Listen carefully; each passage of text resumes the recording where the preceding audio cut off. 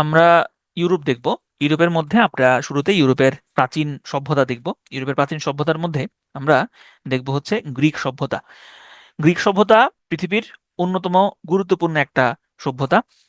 এই সভ্যতাতে আমি কি আপনাদের চ্যাট অফ করেছি? হ্যাঁ, চ্যাট অফ করেছি। ওকে।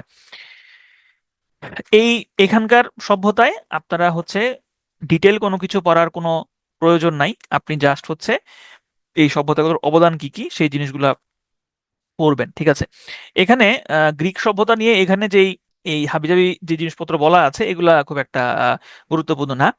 এখানে যেটা পড়তে পারেন সেটা হচ্ছে যে এই গ্রিক সভ্যতাটা কোন জায়গায় আসলে অবস্থিত। তো গ্রিক সভ্যতাকে হচ্ছে যে আপনার দুইটা ভাগে হচ্ছে ভাগ করা যায়, কারণ হচ্ছে এটা দুইটা অঞ্চল নিয়ে গড়ে উঠেছিল। তো এটা খুব একটা গুরুত্বপূর্ণ না। এখানে গুরুত্বপূর্ণ হচ্ছে আহ, এইটা যে গ্রিক সভ্যতার ভৌগোলিক অবস্থানটা আসলে কোন জায়গায়। মূলত মেডিটেরিয়ান সি, এজিয়ান সি এবং হচ্ছে অ্যাড্রিয়াটিক সি, এই সবগুলো সি মিলিয়ে এগুলোর তীরবর্তী যেই অঞ্চলগুলো আছে এই অঞ্চলগুলোতে মূলত গ্রিক সভ্যতাটা গড়ে উঠেছিল।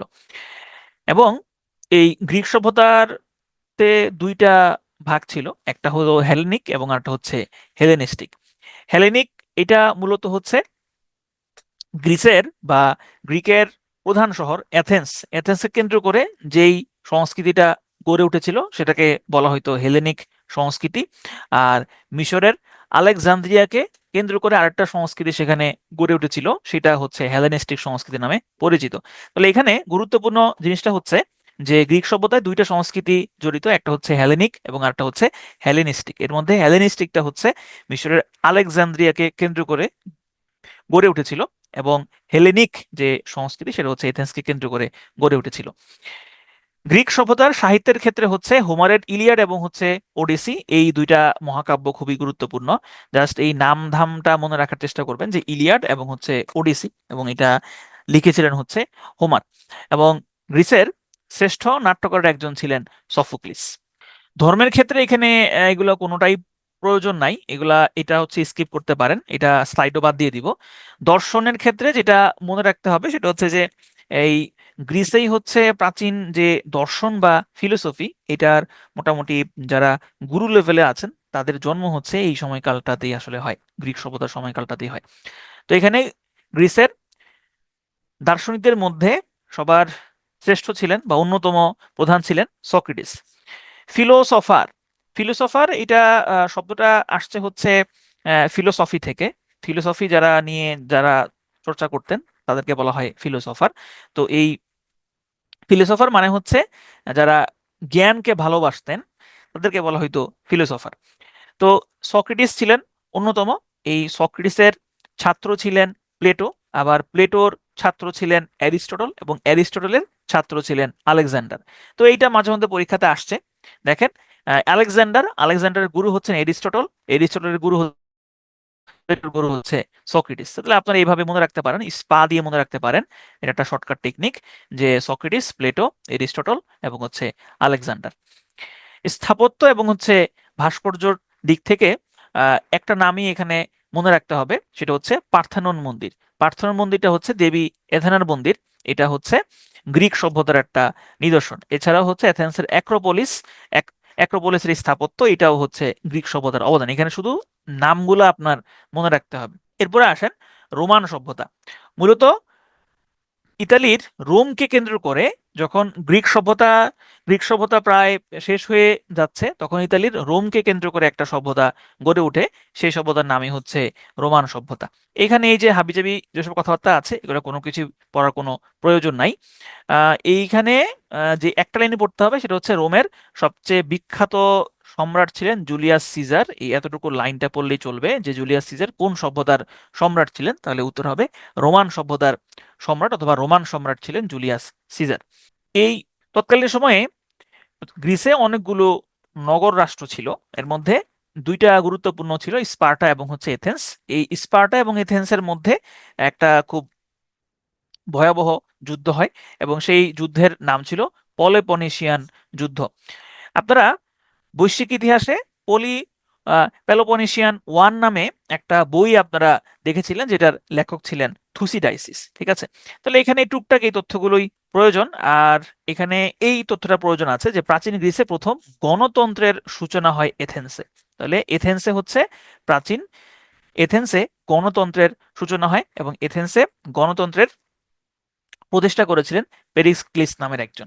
তাহলে এখানে আমি একদম হচ্ছে সংক্ষেপে যাচ্ছি, আপনারাও জাস্ট এই যেগুলো আমি দাগিয়ে দিচ্ছি ওইগুলাই পড়বেন, এর বাইরে কোনো কিছু পড়ার প্রয়োজন নাই। এখন হ্যাঁ, ওই যে বললাম যে এখান থেকে আপনি হয়তো 70% কমন পাবেন। যেমন আমি হচ্ছে স্লাইড এখানে অনেক কমিয়েছি, মানে নর্মালি আমি যেরকম পড়াই, মানে জেনারেলে যেরকম পড়াই ওই এখানে কিন্তু তার থেকে কম আছে। সুতরাং এই কমের মধ্যেও যেগুলা দাগিয়ে দিচ্ছি ওইগুলা পড়বেন। একটু পরে আমরা রিক্যাপ করব।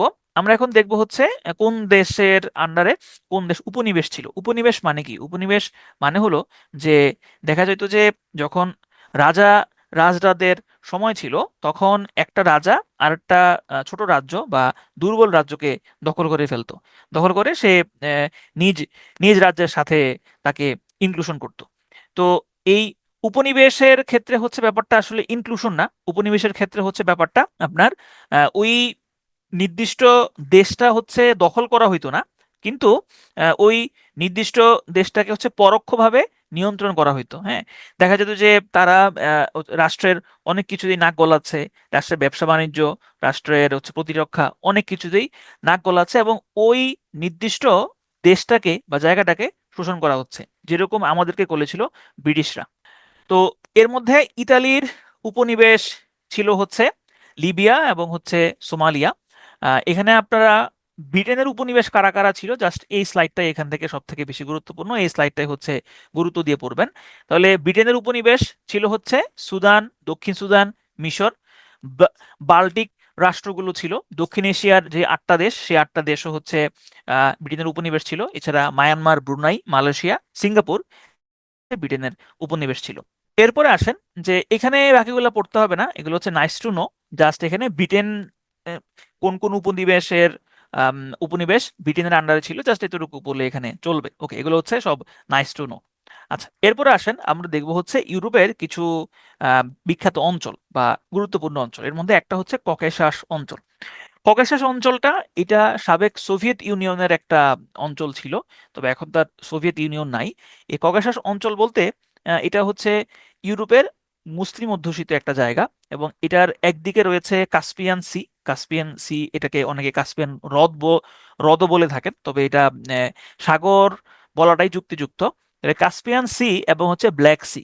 আপনারা গতকালকে দেখেছিলেন, গতকালকে না মনে হয়, এর আগে দেখেছিলেন মনে হয়, যে ব্ল্যাক সি অর্থাৎ কৃষ্ণ সাগর।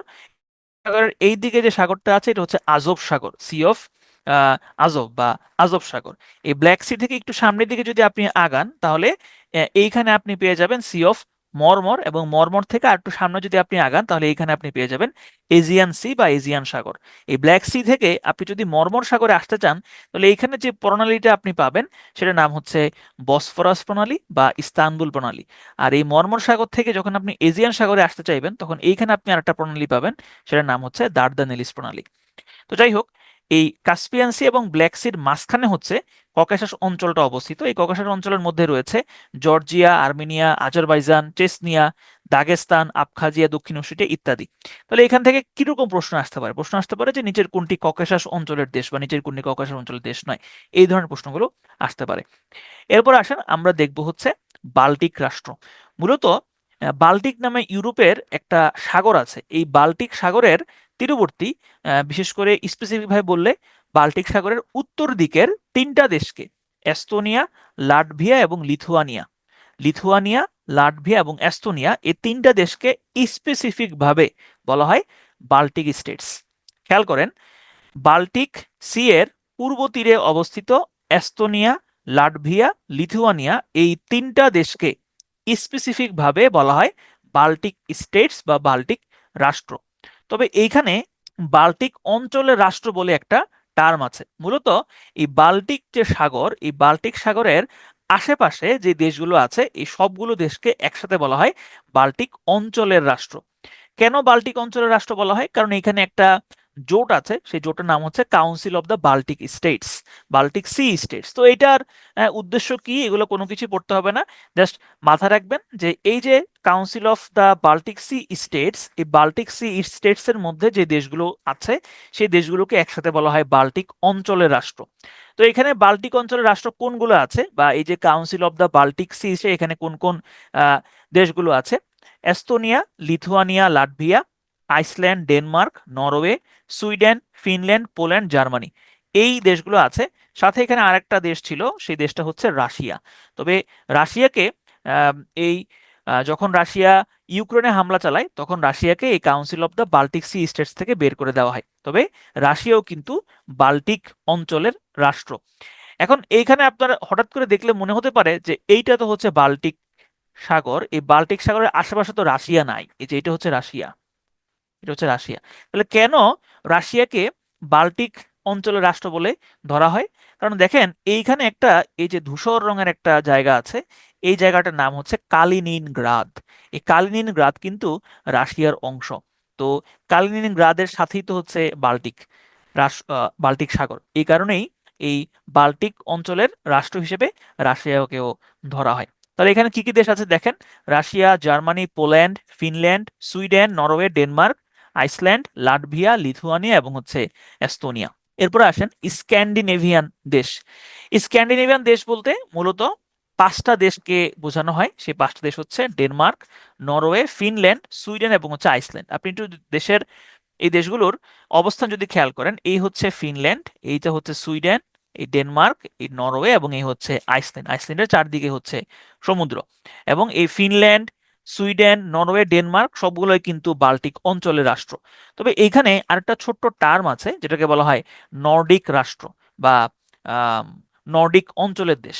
মূলত দেখেন এই যে অঞ্চলগুলো আছে, এই যে অঞ্চলগুলো, এই যে এইটা, এই দেশগুলো কিন্তু ইউরোপের উত্তর দিকে অবস্থিত।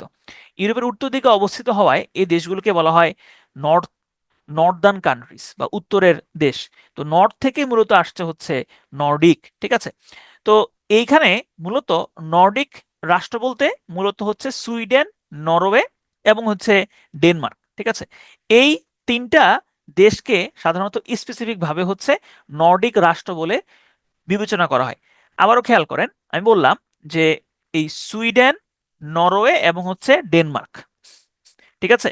এই তিনটা এই তিনটা দেশ হচ্ছে, দেখেন এটা হচ্ছে একটা পেনিনসুলার মতো, এই যে দেখেন এটা হচ্ছে একটা পেনিনসুলার মতো। এই তিনটা দেশকে স্পেসিফিক ভাবে বলা হয় স্ক্যান্ডিনেভিয়ান দেশ। আমি একটু আগে ভুল করছি, আমি বলছি এগুলোকে নর্ডিক দেশ বলা হয়, স্ক্যান্ডিনেভিয়ান দেশ, ঠিক আছে?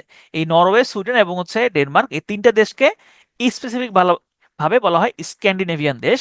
আর এই যে ফিনল্যান্ড এবং হচ্ছে আইসল্যান্ড, তারা নিজেদেরকে স্ক্যান্ডিনেভিয়ান বলে বিবেচনা করে না, তারা নিজেদেরকে হচ্ছে নর্ডিক বলেই বিবেচনা করে।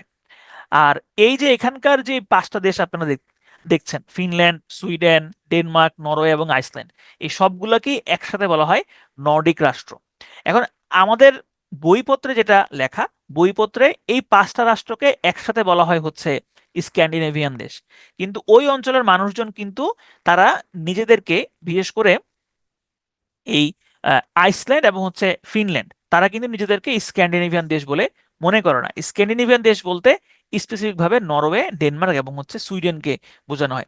তো আমাদের এত প্যাচের দিকে যাওয়া দরকার নাই, আমরা জাস্ট এতটুকু মাথায় রাখবো যে নর্ডিক দেশ বলুক অথবা স্ক্যান্ডিনেভিয়ান দেশ বলুক, আমরা মনে করবো যে পাঁচটা দেশ, সেই পাঁচটা দেশ হচ্ছে ডেনমার্ক, নরওয়ে, সুইডেন, ফিনল্যান্ড এবং হচ্ছে আইসল্যান্ড, ঠিক আছে? আর যদি বাই চান্স 47-এর মতো কেউ ডিপ কোশ্চেন করতে চায়, হ্যাঁ, সেক্ষেত্রে যদি এরকম একটা প্রশ্ন দিয়ে দেয় যে নিচের কোনটি স্ক্যান্ডিনেভিয়ান রাষ্ট্র নয়, তাহলে আপনার অপশনে যদি থাকে ডেনমার্ক, নরওয়ে, সুইডেন এবং হচ্ছে আইসল্যান্ড, তাহলে আপনি কোনটা লাগাবেন? আপনি অবশ্যই লাগাবেন আইসল্যান্ড, কারণ তারা নিজেদেরকে স্ক্যান্ডিনেভিয়ান দেশ বলে মনে করে না, আমরা তাদেরকে স্ক্যান্ডিনেভিয়ান মনে করি, ঠিক আছে? আচ্ছা, এরপরে এই যে স্ক্যান্ডিনেভিয়ান বা নর্ডিক, এই যে রাষ্ট্রগুলো আছে, এগুলোকে বলা হয় জনকল্যাণমূলক রাষ্ট্র বা হচ্ছে ওয়েলফেয়ার কান্ট্রিজ। কেন এদেরকে জনকল্যাণ রাষ্ট্র বলা হয় বা ওয়েলফেয়ার কান্ট্রি বলা হয়? এটার কারণ হচ্ছে যে এই দেশগুলোর জনগণকে সরকার বিভিন্ন ধরনের ভাতা, বিভিন্ন ধরনের সুবিধা হচ্ছে দিয়ে থাকে, ঠিক আছে? যেমন ধরেন এখানে এখানে এই দেশের জন এই দেশগুলোর জনগণকে হচ্ছে বেকার ভাতা আছে। তারপরে হচ্ছে যে এই দেশের যারা ওল্ড সিটিজেন আছেন, হ্যাঁ, তাদেরকে হচ্ছে বিভিন্ন ধরনের সাহায্য সহযোগিতা দিয়ে থাকে, বিভিন্ন ধরনের ভাতা দিয়ে থাকে। হ্যাঁ, শিক্ষা ভাতা আছে, চিকিৎসা ভাতা আছে, এই ধরনের বিভিন্ন ধরনের সেবামূলক কর্মকাণ্ড কিন্তু এই দেশের সরকারগুলো করে থাকে। এই কারণেই এই দেশগুলোকে বলা হয় ওয়েলফেয়ার কান্ট্রিজ। এবং দেখবেন সাধারণত যে গণতন্ত্রের দিক থেকে ১ নাম্বার দেশ বা ১ নাম্বার সুখী দেশ বা ১ নাম্বার শান্তিপূর্ণ দেশ, সাধারণত এই দেশগুলোর নামে আপনি দেখতে পারবেন ১, ২, ৩-এ। তো এই দেশগুলোর রাজধানী, মুদ্রা এবং পার্লামেন্ট মাঝে মধ্যে পরীক্ষাতে আসে। এইটা হচ্ছে আপনাকে আজকেই এটা মুখস্থ করতে হবে না। আপনি একটু এই বক্সটাকে লিখে আপনি একটু টেবিলের সামনে টানিয়ে রাখেন। আপনি প্রতিদিন যদি এক নজর করে এই টেবিলটার দিকে তাকান, এক নজর পড়েন, একবার পড়েন, তাহলে এগুলা এমনিতেই মনে থাকবে। আজকেই মুখস্থ করার কোনো প্রয়োজন নাই। তো দেখেন, নরওয়ের রাজধানী হচ্ছে অসলো, ডেনমার্কের রাজধানী হচ্ছে কোপেনহেগেন, সুইডেনের রাজধানী স্টকহোম, ফিনল্যান্ডের রাজধানী হেলসিঙ্কি, আইসল্যান্ডের রাজধানী হচ্ছে রিকজাভিক। এদের মধ্যে কেবল ফিনল্যান্ডের মুদ্রা হচ্ছে ইউরো, বাকি সবগুলোর মুদ্রা হচ্ছে ক্রোনা। আর আইসল্যান্ডের পার্লামেন্ট হচ্ছে অ্যাসেম্বলি অফ অল থিং, ফিনল্যান্ডের পার্লামেন্ট হচ্ছে এরুসকুন্তা, সুইডেনের পার্লামেন্ট রিক্সড্যাগ, ডেনমার্কের পার্লামেন্ট ফোকেটিং এবং নরওয়ের পার্লামেন্ট হচ্ছে স্টর্টিং। স্ক্যান্ডিনেভিয়ান দেশগুলো যারা আদিবাসী আছে তাদেরকে বলা হয় এক্সিমো। এবং এরা যে ঘরগুলোতে বসবাস করে সেই ঘরগুলোকে বলা হয় হচ্ছে ইগলো। এরপরে আসেন আমরা দেখব হচ্ছে বলকান রাষ্ট্র। বলকান মানে হচ্ছে পর্বতমালা। তাহলে মূলত বলকান একটা মাউন্টেন্স আছে, এই যে এইটা হচ্ছে বলকান মাউন্টেন্স, এবং এই বলকান মাউন্টেন্সটা কিন্তু হচ্ছে ব্ল্যাক সি এর পাশে। এই যে দেখেন, এটা হচ্ছে ব্ল্যাক সি, ঠিক আছে? তাহলে ব্ল্যাক সি এর পাশেই হচ্ছে রয়েছে একটা পর্বতমালা, সেই পর্বতমালাটার নামই হচ্ছে বলকানস। তো এই বলকান পর্বতমালার আশেপাশে যে দেশগুলো আছে সেই দেশগুলোকে বলা হয় বলকান স্টেটস বা বলকান অঞ্চলের দেশ বা বলকান রাষ্ট্র। তো বলকান রাষ্ট্র এক্স্যাক্টলি কয়টা, এটা আপনি বিভিন্ন বইয়ে বিভিন্ন রকম তথ্য পাবেন। তবে এতগুলো তথ্য পড়ার কোনো প্রয়োজন নাই। আপনি জাস্ট একটু মাথায় রাখার চেষ্টা, এগুলো মুখস্থ করার কোনো প্রয়োজন নাই। হ্যাঁ, আপনি জাস্ট হচ্ছে একটু ম্যাপ দেখে একটু দাগায় দাগায় পড়বেন, তবে শেষ মুহূর্তে মুখস্থ করার কোনো প্রয়োজন নাই। তাহলে দেখেন এখানে বলকান রাষ্ট্র কোনগুলো: Albania, Bosnia, Bulgaria, Montenegro, Macedonia, Greece, Kosovo, Slovenia, Croatia, Serbia, Romania, তুর্কি এবং হচ্ছে মলদোভা। তাহলে এই যে অঞ্চলটার মধ্যে যে দেশগুলো আছে এই সবগুলোকেই বলকান অঞ্চলের দেশ বলে মনে করা হয়। তাহলে চলেন আমরা একটু রিক্যাপ করে আসি, আমরা এতক্ষণ ধরে কি কি জিনিস বকবক করলাম। আমরা শুরুতে দেখলাম গ্রিক সভ্যতা। এই গ্রিক সভ্যতাটা দুইটা ভাগ আছে, একটা হচ্ছে হেলেনিক সভ্যতা এবং আরেকটা হচ্ছে হেলেনিস্টিক সভ্যতা। সাহিত্যের মধ্যে দেখলাম আমরা হোমারের ইলিয়াড এবং হচ্ছে ওডিসি। গ্রিসের দর্শনের মধ্যে আমরা দেখলাম সক্রেটিস ছিলেন, এরিস্টটল ছিলেন, প্লেটো ছিলেন, আলেকজান্ডার ছিলেন। এখানে আলেকজান্ডারের শিক্ষক ছিলেন এরিস্টটল, এরিস্টটলের শিক্ষক ছিলেন প্লেটো এবং প্লেটোর শিক্ষক ছিলেন সক্রেটিস। স্থাপত্যকর্মের মধ্যে আমরা দেখলাম পার্থেনন মন্দির এবং অ্যাক্রোপোলিস। তারপরে আমরা দেখলাম রোমান সভ্যতার সব থেকে খ্যাতিমান সম্রাট ছিলেন জুলিয়াস সিজার। প্রাচীন গ্রিসে নগর রাষ্ট্র গড়ে উঠেছিল দুইটা, স্পার্টা এবং হচ্ছে এথেন্স। তারপর আমরা দেখলাম প্রাচীন গ্রিসে প্রথম গণতন্ত্রের সূচনা হয় এথেন্সে চূড়ান্ত গণতন্ত্র প্রতিষ্ঠা করেন হচ্ছে পেরিক্লিস। এখানে আমরা দেখলাম ব্রিটেনের উপনিবেশ ছিল সুদান, দক্ষিণ সুদান, মিশর, বাল্টিক রাষ্ট্রগুলো, দক্ষিণ এশিয়ার 8টা দেশ মায়ানমার, ব্রুনাই, মালয়েশিয়া, সিঙ্গাপুর এবং হচ্ছে গায়ানা। তারপরে আমরা এখানে পেলাম ককেশাস অঞ্চল হচ্ছে ব্ল্যাক সি এবং কাস্পিয়ান সাগরের মাঝখানে অবস্থিত অঞ্চলটা। বাল্টিক রাষ্ট্র আমরা দেখলাম স্পেসিফিক ভাবে বাল্টিক রাষ্ট্রের পূর্ব দিকের 3টা দেশ এস্তোনিয়া, লাটভিয়া এবং লিথুয়ানিয়া, এই 3টা দেশকে একসাথে বলা হয় বাল্টিক রাষ্ট্র। আর বাল্টিক অঞ্চলের রাষ্ট্র বলতে বাল্টিক অঞ্চলের আশেপাশে, বাল্টিক সাগরের আশেপাশে যেই দেশগুলো আছে সেই দেশগুলোকে বলা হয় একসাথে বাল্টিক অঞ্চলের রাষ্ট্র। তারপরে আমরা দেখলাম হচ্ছে স্ক্যান্ডিনেভিয়ান বা নর্ডিক দেশ হচ্ছে 5টা: Denmark, Norway, Finland, Sweden, Iceland.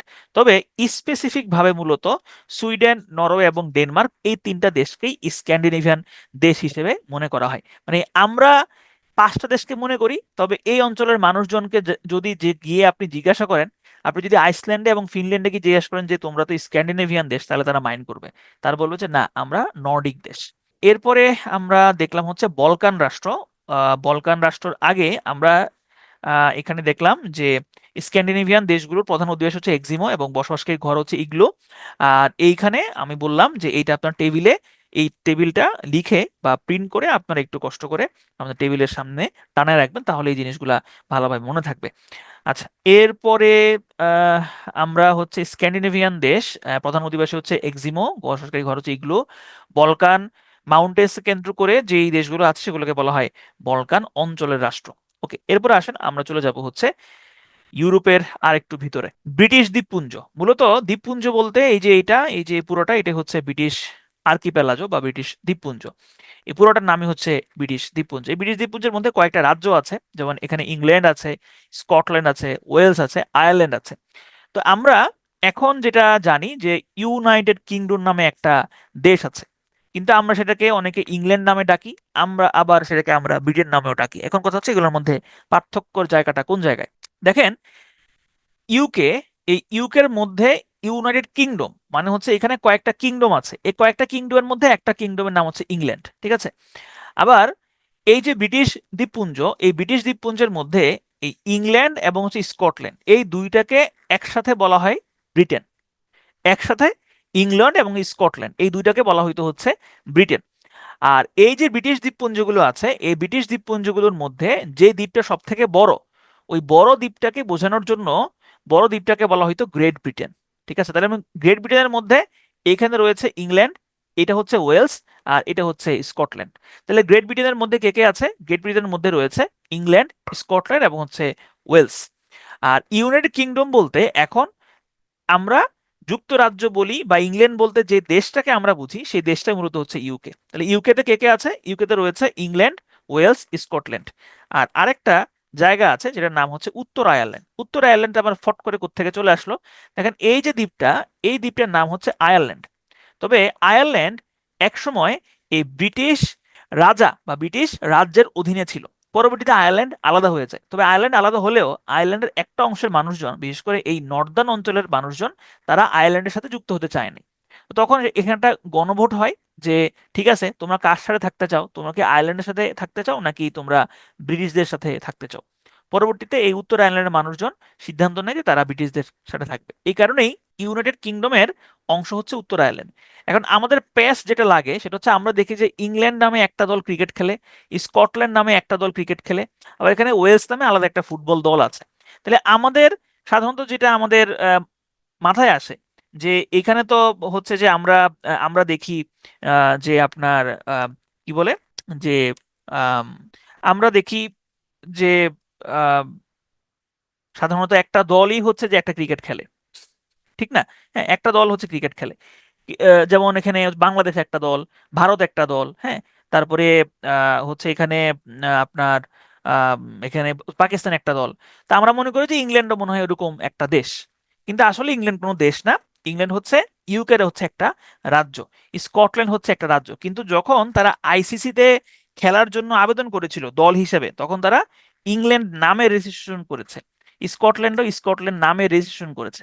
এই কারণেই তারা আলাদা দল হিসেবে খেলে। কিন্তু এই যখন এরা অলিম্পিকে অংশগ্রহণ করে, তখন কিন্তু তারা একটা দেশ হিসেবে অংশগ্রহণ করে, হ্যাঁ, ইউকে নামে তারা অংশগ্রহণ করে।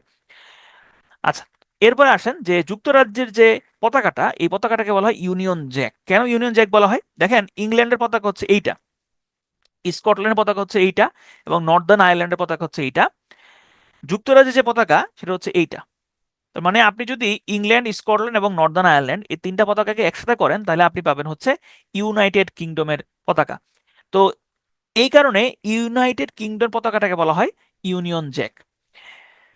যুক্তরাজ্যের সংবিধান হচ্ছে অলিখিত একটা সংবিধান, এবং এই সংবিধানের ভিত্তি হিসেবে কাজ করে তিনটা ডকুমেন্ট। একটা হচ্ছে ম্যাগনা কার্টা, একটা হচ্ছে পিটিশন অফ রাইটস, হচ্ছে বিল অফ রাইটস। ঠিক আছে, তাহলে ম্যাগনা কার্টা, পিটিশন অফ রাইটস এবং হচ্ছে বিল অফ রাইটস, এই তিনটা ব্রিটেনের সংবিধান হিসেবে কাজ করে।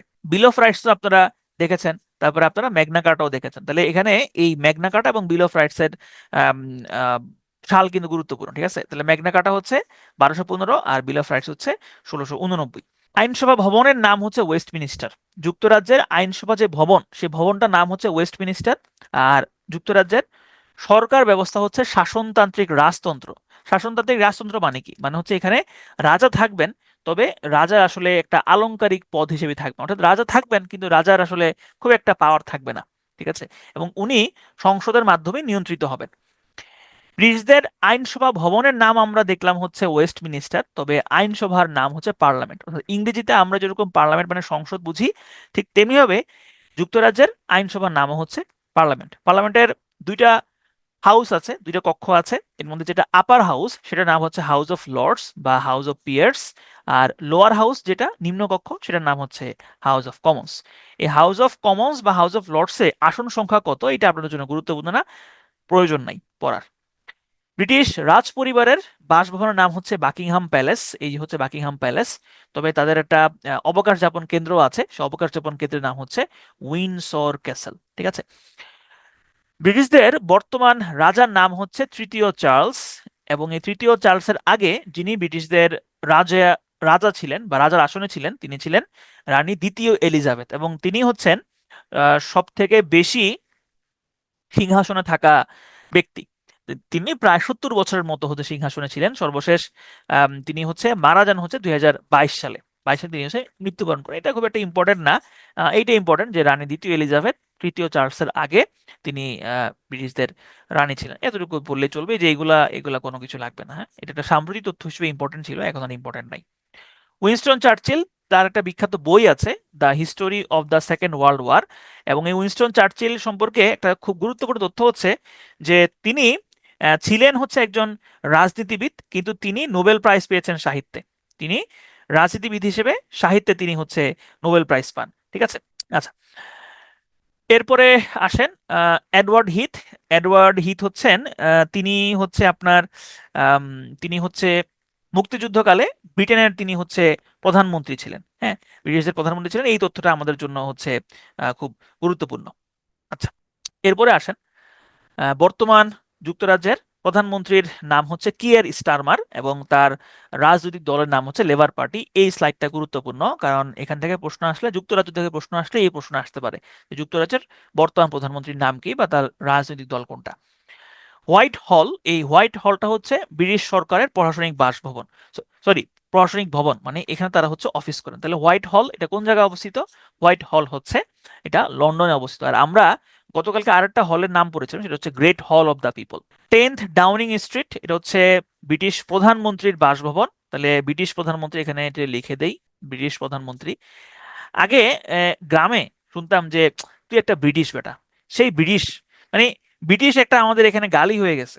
হ্যাঁ, তো আমি যখন এটা তো বুঝতাম না যে ব্রিটিশ যে একটা গালি। হ্যাঁ, তো পরে যখন একটু পড়াশোনা শিখলাম তখন বুঝতাম না, আরে ব্রিটিশ বলতে তো আসলে এই আমাদেরকে যে ব্রিটিশরা শাসন করেছে সেটা আসলে বোঝানো হয়েছে। এবং ব্রিটিশরা আমাদেরকে তো শাসন করেছেই, এবং শাসন করতে গিয়ে তারা আমাদের মধ্যে কিছু জিনিস ঢুকিয়ে দিয়েছে। যেমন একটা খুব কমন জিনিস হচ্ছে যে আম, সুন্দর মানে হচ্ছে ফর্সা। হ্যাঁ, কারণ আমরা হচ্ছে মানে ব্রিটিশরা আমাদের এখানে ছিল, ব্রিটিশরা আমরা দেখেছি তারা সাদা চামড়া, তাহলে আমাদের মধ্যে ওই জিনিসটা ঢুকে গেছে যে ফর্সা মানে বা সাদা মানে হচ্ছে যে সুন্দর। হ্যাঁ, ফর্সা মানেই হচ্ছে যে সুন্দর। এবং এই কারণে হচ্ছে যে আমাদের এইখানে হচ্ছে রং ফর্সাকারী ক্রিম হচ্ছে যে খুবই খুবই ইয়া পায়, খুবই মার্কেট পায় রং ফর্সাকারী ক্রিম। এবং আমরাও হচ্ছে যে আহ, শুধু মেয়েরা না, অনেক ছেলেরাও হচ্ছে যে রং ফর্সাকারী, হ্যাঁ মানে ফর্সা লাগবে ওইরকম তারা হওয়ার চেষ্টা করে। তো যাই হোক, ব্রিটেনের অর্থমন্ত্রীর একটা পদবি আছে, তার পদবীর নাম হচ্ছে চ্যান্সেলর অফ এক্সচেকার। এইটা একটু পদবিটা মাথায় রাখার হচ্ছে চেষ্টা করবেন। আচ্ছা, তবে আমার কাছে একটা জিনিস হচ্ছে খুব আশ্চর্য লাগে। সাধারণত আপনার এই যে মানে বিয়ে শাদীতে দেখি আর কি, তো মানে বিশেষ করে মহিলারা এই এই কাজগুলা করে, যে ওই যে বউ তো কালা, বইয়ের বইয়ের আতফাও দেখছো নি? বইয়ের আতফা হইলো কালা, মুখ হইলো সাদা, বউ কালা।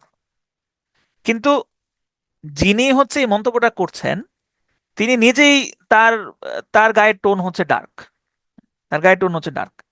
এবং হচ্ছে এই মেয়েদের এই ধরনের যে সমালোচনা এগুলো মেয়েরা বেশি করে, ছেলেরা আমি এরকম তেমন একটা মানে করতে দেখি নাই, বা আমি আশেপাশে দেখি নাই। বিশেষ করে মেয়েরাই হচ্ছে এগুলা বেশি করে। আবার আর দেখা যায় যে হয়তো নিজের একটা মেয়ে আছে, তার তার রং হচ্ছে ফর্সা না, হ্যাঁ, তার রং কালো, গায়ের রং টোন হচ্ছে কালো বা শ্যামলা, কিন্তু ছেলের জন্য যখন হচ্ছে বউ খুঁজে তখন কিন্তু আবার ফর্সা মেয়েই খুঁজে। তো যাই হোক, এগুলা আসলে এক ধরনের হ্যাঁ বর্ণবাদ, এক ধরনের বর্ণবাদ। আরেকটা জিনিস আমার কাছে আশ্চর্য লাগে, আমি জানি না এটা এখানে এখানে অনেক ফিমেল আছেন, তারা তারা জিনিসটা কিভাবে চিন্তা করেন। আমার কাছে বাংলাদেশের সব এই মানে বিয়ে বাড়ির বউদেরকে আমার কাছে একরকম লাগে। আমি জানি না এটা কেন লাগে, আপনাদের কাছে লাগে না আমি জানি না, আমার কাছে একরকম লাগে। মানে এত পরিমাণ মেকআপ করে, আমার কাছে সবাই সেম মনে হয়। এবং আমি এটা প্রায় খেয়াল করছি আমার আমার বন্ধু বান্ধব, আমার আত্মীয় স্বজনদের মধ্যে।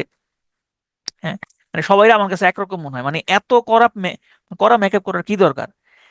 যেখানে আমার রিকগনাইজই করা যাবে না মেকআপ করলে, সেই মেকআপ করার কি দরকার? আমি জানি না এটা যারা মেকআপ করেন আপনারা ভালো হচ্ছে আপনারা বলতে পারবেন।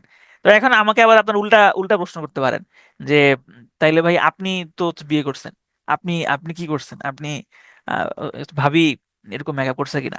ভাই আমি ওরকম মেকআপ করার সুযোগ নিই নাই, বা আমরা ওই সুযোগ নেই নাই, কারণ আমাদের বিয়েতে কোনো অনুষ্ঠান হয় নাই।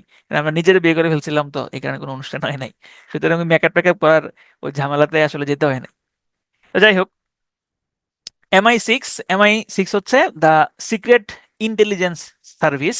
সিক্রেট ইন্টেলিজেন্স সার্ভিস এটা হচ্ছে যুক্তরাজ্যের গোয়েন্দা সংস্থা, ওই যে যারা বন্ড সিরিজের সাথে পরিচিত। হ্যাঁ, তারা হচ্ছে যে এটা নামটা খুব ভালোভাবেই হয়তো মনে রাখবেন। তাহলে MI6 এখানে মনে রাখবেন যে MI6 এটা হচ্ছে ব্রিটিশ ইন্টেলিজেন্স সার্ভিস। এটা স্থাপিত হয় কবে? কোনো প্রয়োজন নাই, এখান থেকে যদি প্রশ্ন আসে জাস্ট আসবে যে এটা কোন দেশের গোয়েন্দা সংস্থা, অথবা MI6 এটা অথবা ব্রিটেনের গোয়েন্দা সংস্থার নাম কি। স্কটল্যান্ড ইয়ার্ড, স্কটল্যান্ড ইয়ার্ড এটা হচ্ছে মেট্রোপলিটন পুলিশের কার্যালয়। যারা শার্লক হোমসের ভক্ত বা শার্লক হোমস দ্বারা পড়েছেন, অথবা শার্লক হোমস টিভি সিরিজ যারা দেখেছেন, তারাও এটা খুব সহজেই পারবেন। স্কটল্যান্ড ইয়ার্ড, এখানে বানানটা ভুল আছে, বানানটা ঠিক করে দিব। স্কটল্যান্ড ইয়ার্ড হচ্ছে ব্রিটিশ মেট্রোপলিটন পুলিশের কার্যালয়। যুক্তরাজ্যের সেন্ট্রাল ব্যাংকের নাম হচ্ছে bank of England. Trafalgar square, এটা আপনারা এই ট্রাফালগার নামটার সাথে অলরেডি আপনারা পরিচিত। নেপোলিয়নের একটা যুদ্ধ হচ্ছে ট্রাফালগার, এবং এই ট্রাফালগার হচ্ছে স্পেনের একটা জায়গা, স্পেনে এই যুদ্ধটা হয়েছিল ট্রাফালগার। সেই ট্রাফালগার নামটাকে স্মরণীয় করে রাখার জন্য লন্ডনে একটা চত্বর আছে, যে চত্বরটার নাম হচ্ছে ট্রাফালগার স্কোয়ার। তাহলে যদি প্রশ্ন আসে যে ট্রাফালগার স্কোয়ার কোথায় অবস্থিত, সেক্ষেত্রে উত্তর হবে লন্ডন। আর যদি বলা হয় ট্রাফালগার এই জায়গাটা কোথায় অবস্থিত, সেক্ষেত্রে উত্তর হবে স্পেন। বুশ হাউস এটা প্রয়োজন নাই, দরকার নাই। ব্রেক্সিট, ব্রেক্সিট এইটা মূলত আসছে হচ্ছে আপনার ব্রিটেন এক্সিট, ব্রিটেন প্লাস হচ্ছে এক্সিট, এই দুইটা শব্দকে একসাথে করে আহ, শব্দটা হচ্ছে ব্রেক্সিট। ব্রেক্সিট মানে হচ্ছে যে ইউরোপিয়ান ইউনিয়ন নামে একটা জোট আছে। এই ইউরোপিয়ান ইউনিয়ন জোটে ইউনাইটেড কিংডম একসময় ছিল, কিন্তু তারা পরবর্তীতে ইউরোপিয়ান ইউনিয়ন থেকে বের হয়ে যায়। এই ঘটনাটাকেই বলা হয় হচ্ছে মূলত ব্রেক্সিট। তো এই ব্রেক্সিট কার্যকর হয় হচ্ছে 2020 সালে। এই জাস্ট এতটুকু জানলেই হবে যে ইউরোপিয়ান ইউনিয়ন একসময় ইউরোপিয়ান ইউনিয়নে একসময় ব্রিটেন ছিল বা ইউনাইটেড কিংডম ছিল, কিন্তু এখন আর তারা নাই। তাদের যে ইউরোপিয়ান ইউনিয়ন ছেড়ে চলে যাওয়ার যে ঘটনা, সেটাকে বলা হয় ব্রেক্সিট, এবং এটা কার্যকর হয়েছিল 2020 সালে। এতটুকু জানলেই চলবে। ওকে, ওই যে আপনারা একটু আগেই দেখেছিলেন যে আয়ারল্যান্ডের একটা জায়গা আছে নর্দার্ন আয়ারল্যান্ড, এবং সেটা যুক্তরাজ্যের অংশ। তো যুক্তরাজ্যের অংশ এই নর্দার্ন আয়ারল্যান্ডে কিন্তু প্রায়ই ঝামেলা হচ্ছিল, কারণ তুমি থাকো হচ্ছে তুমি হচ্ছে একটা আহ, ভূখণ্ডের অংশ, কিন্তু তুমি দেশ দাবি করবে আরেকটা ভূখণ্ডে। তো এইখানে এই এই সমস্যাগুলো নিয়ে সেখানে আসলে ঝামেলা চলছিল। পরবর্তীতে সেখানে শান্তি স্থাপনের জন্য একটা চুক্তি হয়, সেই চুক্তির নাম হচ্ছে গুড ফ্রাইডে ট্রিটি, বা এই চুক্তির নাম হচ্ছে গুড ফ্রাইডে ট্রিটি, ঠিক আছে, অথবা এটার নাম হচ্ছে বেলফাস্ট চুক্তি, ঠিক আছে। তাহলে গুড ফ্রাইডে ট্রিটি বা হচ্ছে বেলফাস্ট চুক্তি, এটা হচ্ছে উত্তর আয়ারল্যান্ডে শান্তি প্রতিষ্ঠার একটা চুক্তি। কত সালে স্বাক্ষরিত হয় এটা প্রয়োজন নাই, জাস্ট জানলেই চলবে যে গুড ফ্রাইডে ট্রিটি বা বেলফাস্ট ট্রিটি হচ্ছে উত্তর আয়ারল্যান্ডে শান্তি প্রতিষ্ঠার জন্য একটা চুক্তি। আমরা একটু পরে রিক্যাপ করব। আমরা চলে যাব ফ্রান্সে। ফ্রান্সের গুরুত্বপূর্ণ তথ্যগুলো অলরেডি আমরা আসলে পড়ে ফেলছি। এখানে একটা গুরুত্বপূর্ণ তথ্য আছে যে প্রাচীনকালে এই ফ্রান্স হচ্ছে গল নামে পরিচিত ছিল। ফ্রান্সের রাজধানী প্যারিস, এটাকে সিটি অফ কালচার বলা হয়। ফরাসি বিপ্লব আমরা অলরেডি দেখে ফেলেছি, এগুলো পড়াশোনার কিছু নাই, আমরা অলরেডি জানি এগুলো। ফ্রান্সের পার্লামেন্টের নাম পার্লামেন্টই, অর্থাৎ ওই যে আমরা একটু আগে দেখলাম যে যুক্তরাজ্যের পার্লামেন্টের নামও পার্লামেন্ট, আবার ফ্রান্সের পার্লামেন্টের নাম হচ্ছে পার্লামেন্ট, দুইটার মধ্যে মিল আছে। আর এইখানে হচ্ছে আর এগুলো লাগবে না। নাইস টু নো, প্রয়োজন নাই। ফ্রান্সের বর্তমান প্রেসিডেন্টের নাম হচ্ছে ইমানুয়েল ম্যাক্রন। এই ইমানুয়েল ম্যাক্রনের নামটা জানলে চলবে, তার রাজনৈতিক দলের নাম কি এটা প্রয়োজন নাই। ফ্রান্সের কেন্দ্রীয় ব্যাংক হচ্ছে the bank of France. Channel tunnel বা এটাকে ইউরো টানেল নামেও ডাকা হয়। চ্যানেল টানেল বা ইউরো টানেল হচ্ছে যুক্তরাজ্য থেকে ফ্রান্স পর্যন্ত সমুদ্রের তলদেশ দিয়ে একটা টানেল। সমুদ্রের তলদেশ না, এটাকে আরো স্পেসিফিক বললে এই যে জায়গাটা, এটার নাম হচ্ছে English channel. English channel plus হচ্ছে Dover strait, strait of Dover বা ডোভার প্রণালী। ঠিক আছে, মূলত এই যুক্তরাজ্য এবং ফ্রান্সের মাঝখানে একটা চিপা গলি আছে, একটা ওয়াটার বডি আছে। ঠিক আছে, এই ওয়াটার বডির একটা অংশের নাম হচ্ছে ইংলিশ চ্যানেল এবং আরেকটা অংশের নাম হচ্ছে ডোভার স্ট্রেইট। এখন প্রশ্ন হচ্ছে যে কেন একটা নাম চ্যানেল আরেকটা নাম স্ট্রেইট? যদি কোনো ওয়াটার বডি, সরু কোনো ওয়াটার বডি, সেটা যদি স্ট্রেইট থেকে বড় হয়, স্ট্রেইট থেকে চওড়া হয়, তখন সেটাকে বলা হয় চ্যানেল। ঠিক আছে, তো একই, তো এই কারণেই এই যুক্তরাজ্য এবং ফ্রান্সের মাঝখানে যেই পোর্শনটা, এটাকে বলা হয় হচ্ছে চ্যানেল, ইংলিশ চ্যানেল। ঠিক আছে, আর ইংলিশ চ্যানেল একটু সামনে আগাইলেই পাওয়া যাবে হচ্ছে ডোভার স্ট্রিট। এরপরে আমরা চলে যাব জার্মানিতে। আধুনিক জার্মানির প্রতিষ্ঠাতাকে, এটা কোনো প্রয়োজন নাই। এই জার্মানি কিন্তু দ্বিতীয় বিশ্বযুদ্ধে হারু পার্টি ছিল, মানে তারা দ্বিতীয় বিশ্বযুদ্ধে হেরে গিয়েছিল। তো হেরে যাওয়ার পরে এইখানে দ্বিতীয় বিশ্বযুদ্ধে দুইটা পক্ষ ছিল, একটা নাম ছিল অক্ষ শক্তি, অক্ষ শক্তি, এবং আরেকটা পক্ষের নাম ছিল মিত্র শক্তি, আরেকটা নাম ছিল মিত্র শক্তি। ঠিক আছে, এই অক্ষ শক্তিতে ছিল হচ্ছে জাপান, জার্মানি এবং হচ্ছে ইটালি। ঠিক আছে, আর এই মিত্র শক্তিতে ছিল কারা কারা? ইউএসএ ছিল, ইউনাইটেড কিংডম ছিল, ইউএসএসআর ছিল, হ্যাঁ, তারপরে চায়নাও ছিল এই মিত্র শক্তির অন্তর্ভুক্ত। তো যুদ্ধে হচ্ছে অক্ষ শক্তি পরাজিত হয়, অর্থাৎ জাপান, জার্মানি এবং ইতালি এই জোটটা হচ্ছে পরাজয় বরণ করে। হ্যাঁ, তো পরাজয় বরণ করার কারণে পরবর্তীতে এই জার্মানিতে, জার্মানিতে হচ্ছে মিত্র শক্তির যেই দলগুলো আছে তারা হচ্ছে ঘাঁটি গাড়ে, এবং ঘাঁটি গেড়ে তারা জার্মানিকে হচ্ছে দুই ভাগে হচ্ছে তারা ভাগ করে ফেলে। হ্যাঁ, দুই ভাগে ভাগ করে ফেলছে মূলত তারা জার্মানির যে রাজধানী ছিল বার্লিন, এই বার্লিনকে দুই ভাগে ভাগ করে পুরো জার্মানিকেই হচ্ছে অর্ধেক করে দেয়। তো এই জার্মানি ভেঙে দুইটা দেশ হয়, একটা হচ্ছে পূর্ব জার্মানি আর একটা হচ্ছে পশ্চিম জার্মানি। তো এখানে এই যে কথাগুলো বললাম, এই কথাগুলো হচ্ছে ইম্পর্টেন্ট। আর এখানে এই জার্মানির যে দেয়াল তৈরি হয় কবে, এটা হচ্ছে 1961 সালে তৈরি হয়, এইটা গুরুত্বপূর্ণ। আর এই দেয়ালটা ভেঙে ফেলা হয় হচ্ছে 1989 সালে, এতটুকু জানলেই চলবে। ঠিক আছে, দেয়ালটা ভেঙে ফেলা হয় 1989 সালে, আর দুই জার্মানি একত্রিত হয় 1990 সালে। এখানে 3 অক্টোবর পড়ার কোনো প্রয়োজন নাই। জার্মানির বর্তমান চ্যান্সেলর চেঞ্জ হয়েছে, এটা এখানে আমার স্লাইডটা আপডেট করা ছিল, কিন্তু আমি ক্লাসের আগেই হচ্ছে আপডেট করেছি, এখানে আপডেট হয় নাই। জার্মানির বর্তমান চ্যান্সেলরের নাম হচ্ছে ফ্রেডরিক মার্চ। ঠিক আছে, এটা আমি অ্যাড করে দিব স্লাইডে। জার্মানির বর্তমান চ্যান্সেলরের নাম হচ্ছে ফ্রেডরিক মার্চ। ওকে, জার্মানির পার্লামেন্টের নাম হচ্ছে বুন্দেসট্যাগ। এটা গুরুত্বপূর্ণ, পরীক্ষাতে আসতে পারে যে বুন্দেসট্যাগ কোন দেশের পার্লামেন্টের নাম, অথবা জার্মানির পার্লামেন্টের নাম কি। জার্মানির পার্লামেন্টের নাম হচ্ছে বুন্দেসট্যাগ। জার্মানি এবং ফ্রান্স হচ্ছে দুইটা প্রতিবেশী দেশ, এবং এই জার্মানি এবং ফ্রান্সের মাঝখানে রয়েছে বেলজিয়াম, আর ফ্রান্সের এই দিকে রয়েছে ইউনাইটেড কিংডম। এই মাঝখান দিয়ে চলে গেছে ইংলিশ চ্যানেল অথবা হচ্ছে ডোভার প্রণালী। তো প্রথম বিশ্বযুদ্ধে কিন্তু জার্মানির সাথে ফ্রান্সের ঝামেলা ছিল, দ্বিতীয় বিশ্বযুদ্ধেও কিন্তু ফ্রান্সের সাথে জার্মানির ঝামেলা ছিল। তো প্রথম বিশ্বযুদ্ধের পরে ফ্রান্স চিন্তা করলো যে আমার সাথে যে জার্মানির বিশাল একটা সীমানা আছে, জার্মানি যে আমাকে আবার পুনরায় আক্রমণ করবে না তার তো কোনো গ্যারান্টি নাই। তাহলে আমি এখান দিয়ে এই জার্মান সীমান্তে আমি একটা প্রতিরক্ষা বুর্জ গড়ে তুলি, একটা প্রতিরক্ষা লাইন গড়ে তুলি। এই চিন্তা ভাবনা থেকেই তারা এই ফ্রান্স জার্মানি সীমান্তে একটা প্রতিরক্ষা লাইন তৈরি করে ফেলে। এই প্রতিরক্ষা লাইনের তারা নাম দিয়েছিল সিগফ্রিড লাইন। সিগফ্রিড লাইন, ঠিক আছে, সরি, ম্যাজিনো লাইন। অর্থাৎ ফ্রান্স যে লাইনটা তৈরি করেছিল, যে প্রতিরক্ষা বুর্জটা তৈরি করেছিল, এটার নাম হচ্ছে ম্যাজিনো লাইন। ফ্রান্স যখন এটা তৈরি করলো, জার্মানি চিন্তা করলো যে কিরে, তারা তৈরি করছে, তারা যদি আমাকে আক্রমণ করে আমারও তো একটা প্রতিরক্ষা লাইন তৈরি করা দরকার। তখন জার্মানি একটা প্রতিরক্ষা লাইন তৈরি করে, সেই লাইনটার নাম হচ্ছে সিগফ্রিড লাইন। তাহলে এখন কিন্তু এই দুইটা লাইনের কোনো লাইনেরই কোনো অস্তিত্ব নাই, এক সময় ছিল, এখন কিন্তু দুইটা লাইনের মধ্যে কোনো লাইনেরই কোনো কিন্তু অস্তিত্ব নেই। ঠিক আছে, আচ্ছা, এরপরে আসেন আমরা দেখব হচ্ছে রাশিয়া। রাশিয়ার সাথে টোটাল 14টা দেশের সীমানা আছে। রাশিয়া এবং চীন রাশিয়া এবং চীন দুইটা দেশের সাথে কিন্তু টোটাল 14টা দেশের সীমানা আছে সর্বোচ্চ। রাশিয়ার সাথেও 14, চীনের সাথেও 14। তো এইগুলার সাথে কোন কোন দেশ আছে আপনি একটু ম্যাপ দেখে দেখে পড়বেন। হ্যাঁ, দেখেন এখানে যে ম্যাপ দেখে যদি আপনি পড়েন, তাহলে এই রাশিয়ার সাথে রয়েছে মঙ্গোলিয়া, এটা হচ্ছে চায়না। এইখানে রাশিয়ার সাথে নর্থ কোরিয়ারও কিন্তু সীমানা আছে। এদিক দিয়ে রয়েছে ফিনল্যান্ড, তারপরে এস্তোনিয়া, লিথুয়ানিয়া, লাটভিয়া, এইখানে রয়েছে পোল্যান্ড, এখানে হচ্ছে ইউক্রেন, তারপরে এখানে কাজাখস্তান, হ্যাঁ, তারপরে এইখানে হচ্ছে আপনার চীন। হ্যাঁ, তাহলে এই দেশগুলোর হচ্ছে রাশিয়ার সাথে সীমানা রয়েছে।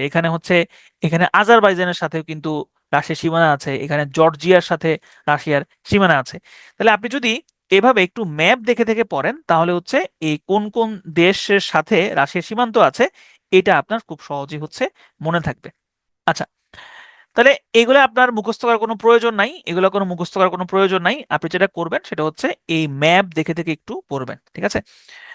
আচ্ছা, এরপরে আসেন, আমরা দেখব হচ্ছে রুশ বিপ্লব। গতকালকে এটা বলেছিলাম যে রুশ বিপ্লব আমরা যখন ইউরোপ পড়বো তখন আমরা রুশ বিপ্লব সম্পর্কে জানার চেষ্টা করব।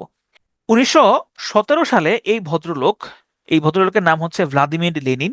তিনি রাশিয়াতে একটা বিপ্লব ঘটান। সেই বিপ্লবটার নামই হচ্ছে রুশ বিপ্লব।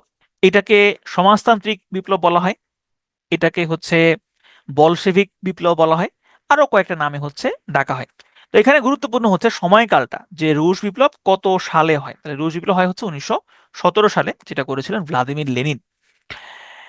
এটাকে সমাজতান্ত্রিক বিপ্লব বলে, অক্টোবর বিপ্লব বলে, মার্ক্সবাদী বিপ্লব বলে, বলশেভিক বিপ্লব বলে, ইত্যাদি ইত্যাদি বলে। এখন কথা হচ্ছে, দেখেন এখানে একটা টার্ম আছে বলশেভিক। মূলত রাশিয়ার তৎকালীন যেই সাম্রাজ্য ছিল, যেই রাজা ছিল, সেই সাম্রাজ্যের নাম ছিল জার সাম্রাজ্য। জার সাম্রাজ্য। তো এই জার সাম্রাজ্যের বিরুদ্ধে দুইটা দল গড়ে উঠেছিল। একটা ছিল বলশেভিক এবং আরেকটা ছিল মেনশেভিক। মেনশেভিক এরা ছিল মূলত একটু নরম পার্টি। নরম পার্টি বলতে তাদের তাদের যে তারা যে সফট ওরকম না। সফট মানে হচ্ছে যে তারা আসলে আম, তারা তারা হচ্ছে চাইতো না। তারা হচ্ছে যে আপনার যুদ্ধ বিগ্রহ, হ্যাঁ, মারামারি কাটাকাটি এগুলা তারা চাইতো না। তারা চাইতো যে শান্তিপূর্ণভাবে তারা ক্ষমতায় যাবে। এটা তারা চাইতো, শান্তিপূর্ণ আন্দোলন করে তারা হচ্ছে যে ক্ষমতায় যাবে। আর বলশিবিকরা ছিল তার উল্টা। হ্যাঁ, আম, তাদের ছিল যে তারা হচ্ছে লড়াই চায়। হ্যাঁ, সবসময় হচ্ছে যে অস্ত্র ব্যবহার করে, শক্তি প্রয়োগ করে তারা হচ্ছে ক্ষমতায় যেতে চায়। তো এটা হচ্ছে বলশিবিক। তো 1917 সালে রুশ যে বিপ্লবটা হয়, শুরুতে হচ্ছে যে আপনার এই যে এখানে হচ্ছে বলা আছে যে ম্যানসেভিক এবং হচ্ছে বলশেভিক। বলশেভিক মানে হচ্ছে তারা তারা হচ্ছে বল প্রয়োগ করতে চায়, ঠিক আছে? এভাবে মনে রাখতে পারেন। তো এইখানে আমি কিছু জিনিস একটু জাস্ট গল্পের মতো বলি। 1905 সালে আম, শ্রমিকদের আন্দোলন হয় একটা, আহ, রাশিয়ার যে রাজপ্রাসাদ, সেই রাজপ্রাসাদের সামনে শ্রমিকদের একটা হচ্ছে আন্দোলন হয়। এবং এই আন্দোলনটা মেন উদ্দেশ্যই ছিল যে শ্রমিকদের অধিকার আদায় করা। তো এইখানে হচ্ছে আহ, তৎকালীন সময়ে যেই রাজা ছিলেন, তার সৈন্যরা গুলি করে এবং এখানে মানুষজন মারা যায়। তো ওই দিনটা ছিল রবিবার, এই কারণে এই ঘটনাটাকে বলা হয় ব্লাডি সানডে। মূলত এই ব্লাডি সানডের মধ্য দিয়ে আসলে রুশ বিপ্লবের বীজ বপন করা হয়েছিল। এর পরবর্তীতে 1917 সালের ফেব্রুয়ারি মাসে আরেকটা শ্রমিক আন্দোলন হয়। এবং এই শ্রমিক আন্দোলনের নেতৃত্ব দেন হচ্ছে ম্যানশেভিকরা। এবং ম্যানশেভিকরা রাজাকে পরাজিত করে তারা হচ্ছে ক্ষমতা দখল করে নেয়।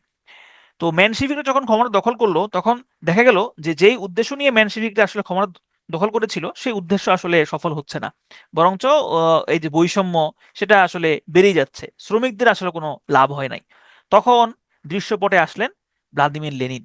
মহান লেনিন এসে ঘোষণা করলেন যে শ্রমিকদের অধিকার শ্রমিকদের আদায় করতে হবে, শ্রমিকরাই হচ্ছে আসল মালিক, ঠিক আছে?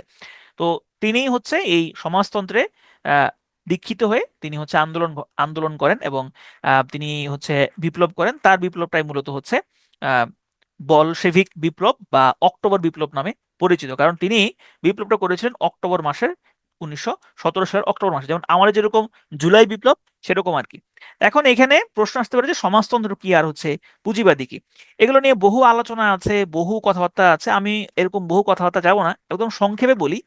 দেখেন আমাদের দেশে যদি আপনি একটু তাকান, দেখবেন যে এই যে কল কারখানা, বিভিন্ন মিল, ব্যবসা বাণিজ্য, এগুলোর মালিককে, এগুলোর মালিক হচ্ছে ইন্ডিভিজুয়াল ব্যক্তি। হ্যাঁ, ইন্ডিভিজুয়াল ব্যক্তিরা হচ্ছে এগুলো নিয়ন্ত্রণ করে। এইটা হচ্ছে আপনার পুঁজিবাদী বা পুঁজিবাদী চিন্তাভাবনা বা পুঁজিবাদী সিস্টেম, যেখানে কি হচ্ছে, শ্রমিকরা হচ্ছে একটা জায়গায় শ্রম দিচ্ছে, তাদের শ্রমের উপরে একটা ইন্ডাস্ট্রি গড়ে উঠছে, কিন্তু শ্রমিকরা আলটিমেটলি খুব বেশি লাভবান হচ্ছে না, সে মাসে ছোট্ট একটা স্যালারি পাচ্ছে, কিন্তু এতে করে লাভটা পাচ্ছে কে? লাভটা পাচ্ছে যে মালিক, সেই আসলে লাভ পাচ্ছে। হ্যাঁ, তো একজন শ্রমিক দেখা যায় সে গরিব, সে গরিবই থাকে, কিন্তু একজন মালিক যে, সে কিন্তু সে তার যে অর্থবিত্ত সেটা ফুলে ফেঁপে উঠতেই থাকে। তো এটা একটা বৈষম্য। কিন্তু সমাজতন্ত্রতে এই ধরনের বৈষম্য আসলে হয় না। কেন হয় না? কারণ তখন ব্যক্তি মালিকানাধীন কোনো কিছু থাকে না, সবকিছু থাকে হচ্ছে রাষ্ট্র মালিকানাধীন, এবং রাষ্ট্রই হচ্ছে সবার হচ্ছে আহ, আহ, বেতন ভাতা, সে কি পড়বে, সে কতটুকু পড়বে, পড়াশোনা করবে, শিক্ষা, চিকিৎসা, এগুলো সবকিছুই রাষ্ট্র নিয়ন্ত্রণ করে, এবং সবাই এখানে সমান বেতন পায়। হ্যাঁ, কারোর প্রতি কোনো বৈষম্য করা হয় না। অর্থাৎ এখানে মালিক বলতে কেউ থাকে না, এখানে রাষ্ট্রই হচ্ছে মালিক হয়। তাহলে এইটা হচ্ছে সমাজে কোনো শ্রেণী বৈষম্য থাকে না, সমাজে কোনো ধনী গরিব এরকম কোনো টার্ম থাকে না, সবাই হচ্ছে সমান হয়ে যায়। এটা হচ্ছে একদম সিম্পলেস্ট একটা টার্ম, ঠিক আছে? তো এই সমাজতান্ত্রিক বিপ্লবের মধ্য দিয়ে কি হয়? বিপ্লবের মধ্য দিয়ে হচ্ছে জার সাম্রাজ্যের পতন ঘটে এবং সোভিয়েত ইউনিয়ন নামে একটা নতুন রাষ্ট্র গড়ে ওঠে। সোভিয়েত ইউনিয়নের নামটা ছিল, ফুল নামটা ছিল ইউএসএসআর। ইউএসএসআর মানে হচ্ছে Union of Soviet Socialist Republics. Union of Soviet Socialist Republic, ঠিক আছে? তো এই ইউএসএসআর এটা যখন গঠিত হয় তখন এটার মোট সদস্য ছিল 15টা, কিন্তু এই ইউএসএসআর এটা টিকে নাই। 1991 সালে হচ্ছে এই সোভিয়েত ইউনিয়ন ভেঙে যায়, এবং ভেঙে গিয়ে টোটাল 15টা নতুন দেশ তৈরি হয়েছিল। কোন 15টা নতুন দেশ? এখানে হচ্ছে নামগুলো দেওয়া আছে, আপনারা এক নজর পড়ে নিন, এগুলো খুব একটা পরীক্ষাতে আসে না। Nice to know. রাশিয়ার আইনসভার নাম হচ্ছে ফেডারেল অ্যাসেম্বলি, তাদের উচ্চকক্ষের নাম হচ্ছে ফেডারেশন কাউন্সিল, এবং নিম্নকক্ষের নাম হচ্ছে ডুমা। এখানে হাবিজাবি বহু কিছু আছে, এগুলো কোনো কিছু প্রয়োজন নাই। যেটা মাথায় রাখবেন সেটা হচ্ছে রাশিয়ার বর্তমান প্রেসিডেন্টের নাম হচ্ছে ভ্লাদিমির পুতিন, এবং এই পুতিন তিনি 2036 সাল পর্যন্ত ক্ষমতায় থাকবেন। এই পুতিন উচ্চারণটা যখন ট্রাম্প করে, ট্রাম্পের উচ্চারণ হচ্ছে অনেকটা অনেকটা এরকম ফোরিন, মানে আমি আসলে ঠিক মতো উচ্চারণ করতে পারি নাই, আমার কাছে উচ্চারণ খুব ভালো লাগে। আপনি দেখেন যখন ট্রাম্প এই পুতিন নামটা বলে, সে কিন্তু আমরা যেরকম বলতেছি পুতিন, সে কিন্তু পুতিন বলে না। হ্যাঁ, মানে মাঝখানে যে টিটা সেটা কোনো উচ্চারণ করে না। হ্যাঁ, পি, এই মানে পু, এটা ঠিকঠাক মতো উচ্চারণ করে, কিন্তু পরের টি এবং এনটা খুবই সূক্ষ্ম উচ্চারণ করে, আমার কাছে উচ্চারণ খুব ভালো লাগে। আচ্ছা, রাশিয়ার প্রেসিডেন্টের বাসভবনের নাম হচ্ছে ক্রেমলিন। হ্যাঁ, আমরা এটা দেখেছিলাম যে ক্রেমলিন থেকে হোয়াইট হাউস পর্যন্ত ওই যে সরাসরি একটা টেলিফোন লাইনের মাধ্যমে আহ, যোগাযোগ করা যেত, এবং যেখানে তারা স্নায়ু যুদ্ধটা কিন্তু তারা প্রশমন করেছিল। এরপরে এরপরে আসেন আমরা দেখব হচ্ছে ম্যানারহেম লাইন। ম্যানারহেম লাইনটা হচ্ছে আপনার আহ, রাশিয়া এবং ফিনল্যান্ডের মধ্যে একটা একটা প্রতিরক্ষা বুর্জ ছিল। হ্যাঁ, এটাও কিন্তু একটা প্রতিরক্ষা বুর্জ ছিল। এইখানে আপনার ব্যাপারটা হচ্ছে যে এইটাও কিন্তু কোনো ধরনের লাইন না বা স্পেসিফিক লাইন না। হ্যাঁ, এইটা হচ্ছে একটা প্রতিরক্ষা বুর্জ।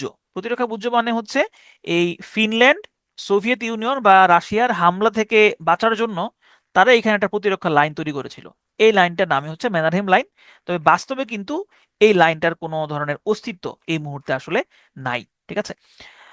আচ্ছা, এরপর আসে না কার্জন লাইন। কার্জন লাইনটাও সেম, এটাও কিন্তু হচ্ছে এই রাশিয়ার আক্রমণ থেকে পোল্যান্ড বাঁচার জন্য তারা একটা প্রতিরক্ষা লাইন গড়ে তুলেছিল, ওইটার নামই হচ্ছে কার্জন লাইন। তাহলে এটা হচ্ছে রাশিয়া এবং পোল্যান্ডের মধ্যে নির্মিত একটা লাইন ছিল, সীমারেখা ছিল।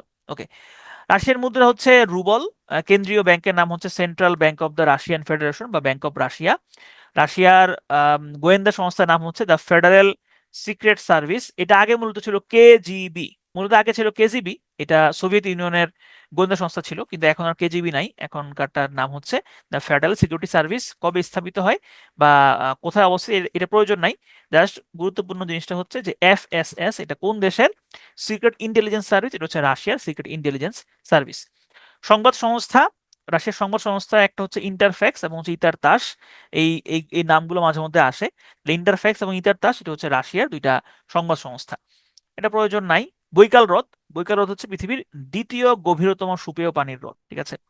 না, এটা দ্বিতীয় গভীরতম না, এখানে একটা ভুল আছে। বৈকাল হ্রদ হচ্ছে পৃথিবীর গভীরতম সুপেয় পানির হ্রদ, তবে বৈকাল হ্রদ কিন্তু আয়তনের দিক থেকে হচ্ছে প্রথম না, এটা হচ্ছে গভীরতার দিক থেকে প্রথম। Nord Stream two, Nord Stream two হইল, একটু আগে আপনারা বাল্টিক সাগর দেখেছেন না, এই যে এটা হচ্ছে সেই বাল্টিক সাগর, এটা হচ্ছে সেই বাল্টিক সাগর, এই যে এটা, এই বাল্টিক সাগরের নিচ দিয়ে রাশিয়া দুইটা পাইপলাইন টেনেছে, পাইপ টেনেছে। এই পাইপ দিতে সে কি করে, এই পাইপ দিয়ে সে জার্মানিতে তথা সমগ্র রাশিয়াতে তেল এবং গ্যাস সাপ্লাই দেয়, তেল এবং গ্যাস বিক্রি করে। তো এই লাইনটার নামই হচ্ছে নর্ড স্ট্রিম। তো এখানে যেহেতু দুইটা লাইন, এই কারণে একটার নাম হচ্ছে নর্ড স্ট্রিম ওয়ান এবং আরেকটার নাম হচ্ছে নর্ড স্ট্রিম টু। এই নর্ড স্ট্রিমের মালিকানা হচ্ছে রাশিয়ার রাষ্ট্রায়ত্ত গ্যাস ফার্ম গ্যাসপ্রমের। আর এই নর্ড স্ট্রিমের দৈর্ঘ্য হচ্ছে প্রায় 1200 কিলোমিটার। তাহলে এই দেখেন, দুইটা পয়েন্ট থেকে হচ্ছে দুইটা লাইন, এবং এই দুইটা লাইনের নামই হচ্ছে নর্ড স্ট্রিম, একটা নাম হচ্ছে নর্ড স্ট্রিম ওয়ান এবং আরেকটার নাম হচ্ছে নর্ড স্ট্রিম। এরপরে আসেন আমরা চলে যাব রাশিয়ার প্রতিবেশী রাষ্ট্র হচ্ছে ইউক্রেনে। রাশিয়া তো পৃথিবীর 1 নাম্বার বৃহত্তম দেশ, আর এটা ইউরোপেরও সব থেকে বড় দেশ। ইউরোপের দ্বিতীয় সব থেকে বড় দেশ হচ্ছে ইউক্রেন, এবং ইউক্রেনও কিন্তু একসময় সোভিয়েত ইউনিয়নের অন্তর্ভুক্ত ছিল। বর্তমান ইউক্রেনের প্রেসিডেন্ট নাম হচ্ছে ভ্লাদিমির জেলেনস্কি। তার রাজনৈতিক দল হচ্ছে সার্ভেন্ট অব দ্য পিপল, যিনি আগে একজন কমেডিয়ান ছিলেন। ইউক্রেনের রাজধানীর নাম হচ্ছে ভারকোভনা রাডা, ভারকোভনা রাদা অথবা ভারকোভনা রাডা। মুদ্রার নাম হচ্ছে রিভনিয়া। ইউক্রেনে 2004 সালে একটা রেভলিউশন ঘটেছিল, যে রেভলিউশন নাম হচ্ছে অরেঞ্জ রেভলিউশন।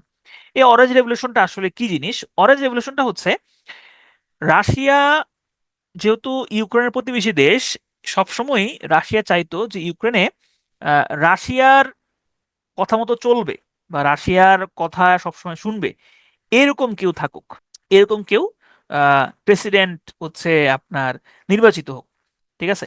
তো এটা এটা রাশিয়া সবসময় চাইতো।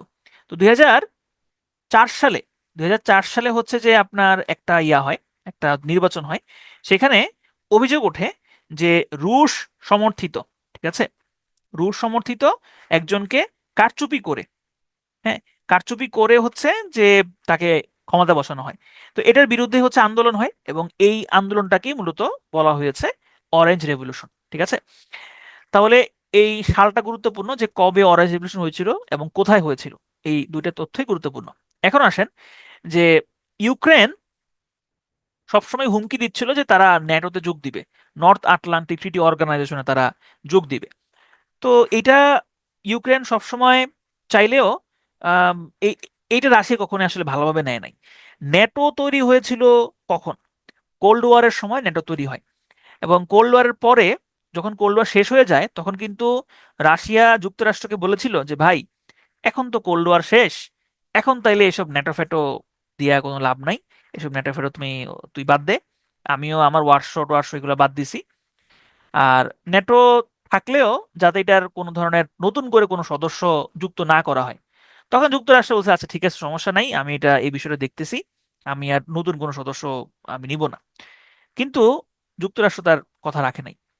ন্যাটোর সম্প্রসারণ চলছিলই, এবং যখনই, এবং এটা একটা রাশিয়ার মাথা ব্যথা ছিল, কারণ ন্যাটোর মানে হচ্ছে যে ন্যাটোর সদস্য হওয়া মানে হচ্ছে যে একজন যদি কেউ ন্যাটো গ্রুপে যদি কেউ আক্রান্ত হয়, তাহলে সবাই ওই তার পাশে দাঁড়াবে।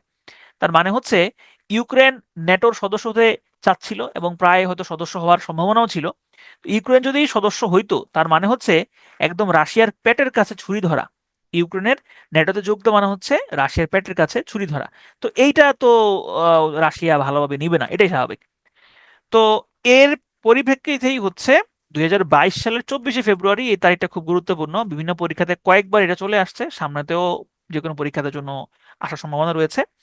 প্রেসিডেন্ট ভ্লাদিমির পুতিনের নির্দেশে হচ্ছে ইউক্রেনে বিশেষ সামরিক অভিযান হচ্ছে শুরু করে রাশিয়া, এবং সেই অভিযান এখনো শেষ হয়নি, এখনো এই যুদ্ধ চলছে। এর আগে রাশিয়া 2014 সালে ক্রিমিয়া দখল করে নিয়েছিল। ক্রিমিয়া এটা একটা পেনিনসুলা, এই পেনিনসুলাটা রাশিয়া দখল করে নিয়েছিল ইউক্রেন থেকে 2014 সালে। এবং এই 2014 সালে দখল করার পরেই কিন্তু আহ, রাশিয়াকে G7 থেকে বের করে দেওয়া হয়। ওই যে গ্রুপ অফ সেভেন বা G7, তখন ছিল G8। এই রাশিয়া যখন ক্রিমিয়া দখল করেছিল, তখন হচ্ছে 2014 সালে রাশিয়াকে জি8 থেকে বের করে দেওয়া হয়, তখন জি8 এর নাম হয় জি7। তো এই ছিল আমাদের ইউরোপ। আমরা একটু প্রিভিয়াসলি কি কি পড়েছি ইউরোপের, এটা একটু আমরা রিক্যাপ করে আসি, আমরা কি কি জিনিস দেখলাম ইউরোপের। আমরা একটু রিক্যাপ করে আসি, তাহলে আমরা রিক্যাপটা করব হচ্ছে যুক্তরাজ্য থেকে একটু রিক্যাপ করি। তাহলে এখানে আমরা দেখলাম যে এখানে ব্রিটিশ দ্বীপপুঞ্জ হচ্ছে, বিশাল দ্বীপপুঞ্জটা হচ্ছে ব্রিটিশ দ্বীপপুঞ্জ। এর মধ্যে ইংল্যান্ড হচ্ছে একটা রাজ্য, স্কটল্যান্ড একটা রাজ্য, আয়ারল্যান্ড একটা রাজ্য, ওয়েলস একটা রাজ্য। ব্রিটেন বলতে মূলত স্কটল্যান্ড এবং ইংল্যান্ডকে বোঝানো হইতো। গ্রেট ব্রিটেন বলতে ইংল্যান্ড, স্কটল্যান্ড এবং ওয়েলসকে বোঝানো হইতো। আর ইউকে বলতে ইংল্যান্ড, ওয়েলস, স্কটল্যান্ড এবং উত্তর আয়ারল্যান্ড, এইগুলাকে বোঝানো হয়। তো এখন কিন্তু এইগুলাকে তেমন একটা গুরুত্ব দেওয়া হয় না। দেখা যায় যে ইউকে বলতে অনেকে ব্রিটেনকেই ইউকে বলে, ইউকে কে আবার অনেকে গ্রেট ব্রিটেন বলে, আবার এটাকে যুক্তরাজ্য বলে। অর্থাৎ এখন এগুলা ইন্টারচেঞ্জেবলি ইউজ হয়, ঠিক আছে।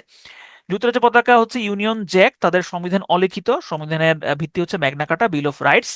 আইনসভা ভবনের নাম ওয়েস্টমিনিস্টার, সরকার ব্যবস্থা শাসনতান্ত্রিক রাজতন্ত্র, আইনসভার নাম হচ্ছে পার্লামেন্ট। ব্রিটিশ রাজপরিবার বাসভবন হচ্ছে বাকিংহাম প্যালেস, উইন্ডসর ক্যাসেল হচ্ছে অবকাশ যাপন কেন্দ্র। বর্তমান রাজা হচ্ছে তৃতীয় চার্লস, রানী দ্বিতীয় এলিজাবেথ, আহ, তিনি হচ্ছেন এর আগে সাবেক রানী ছিলেন।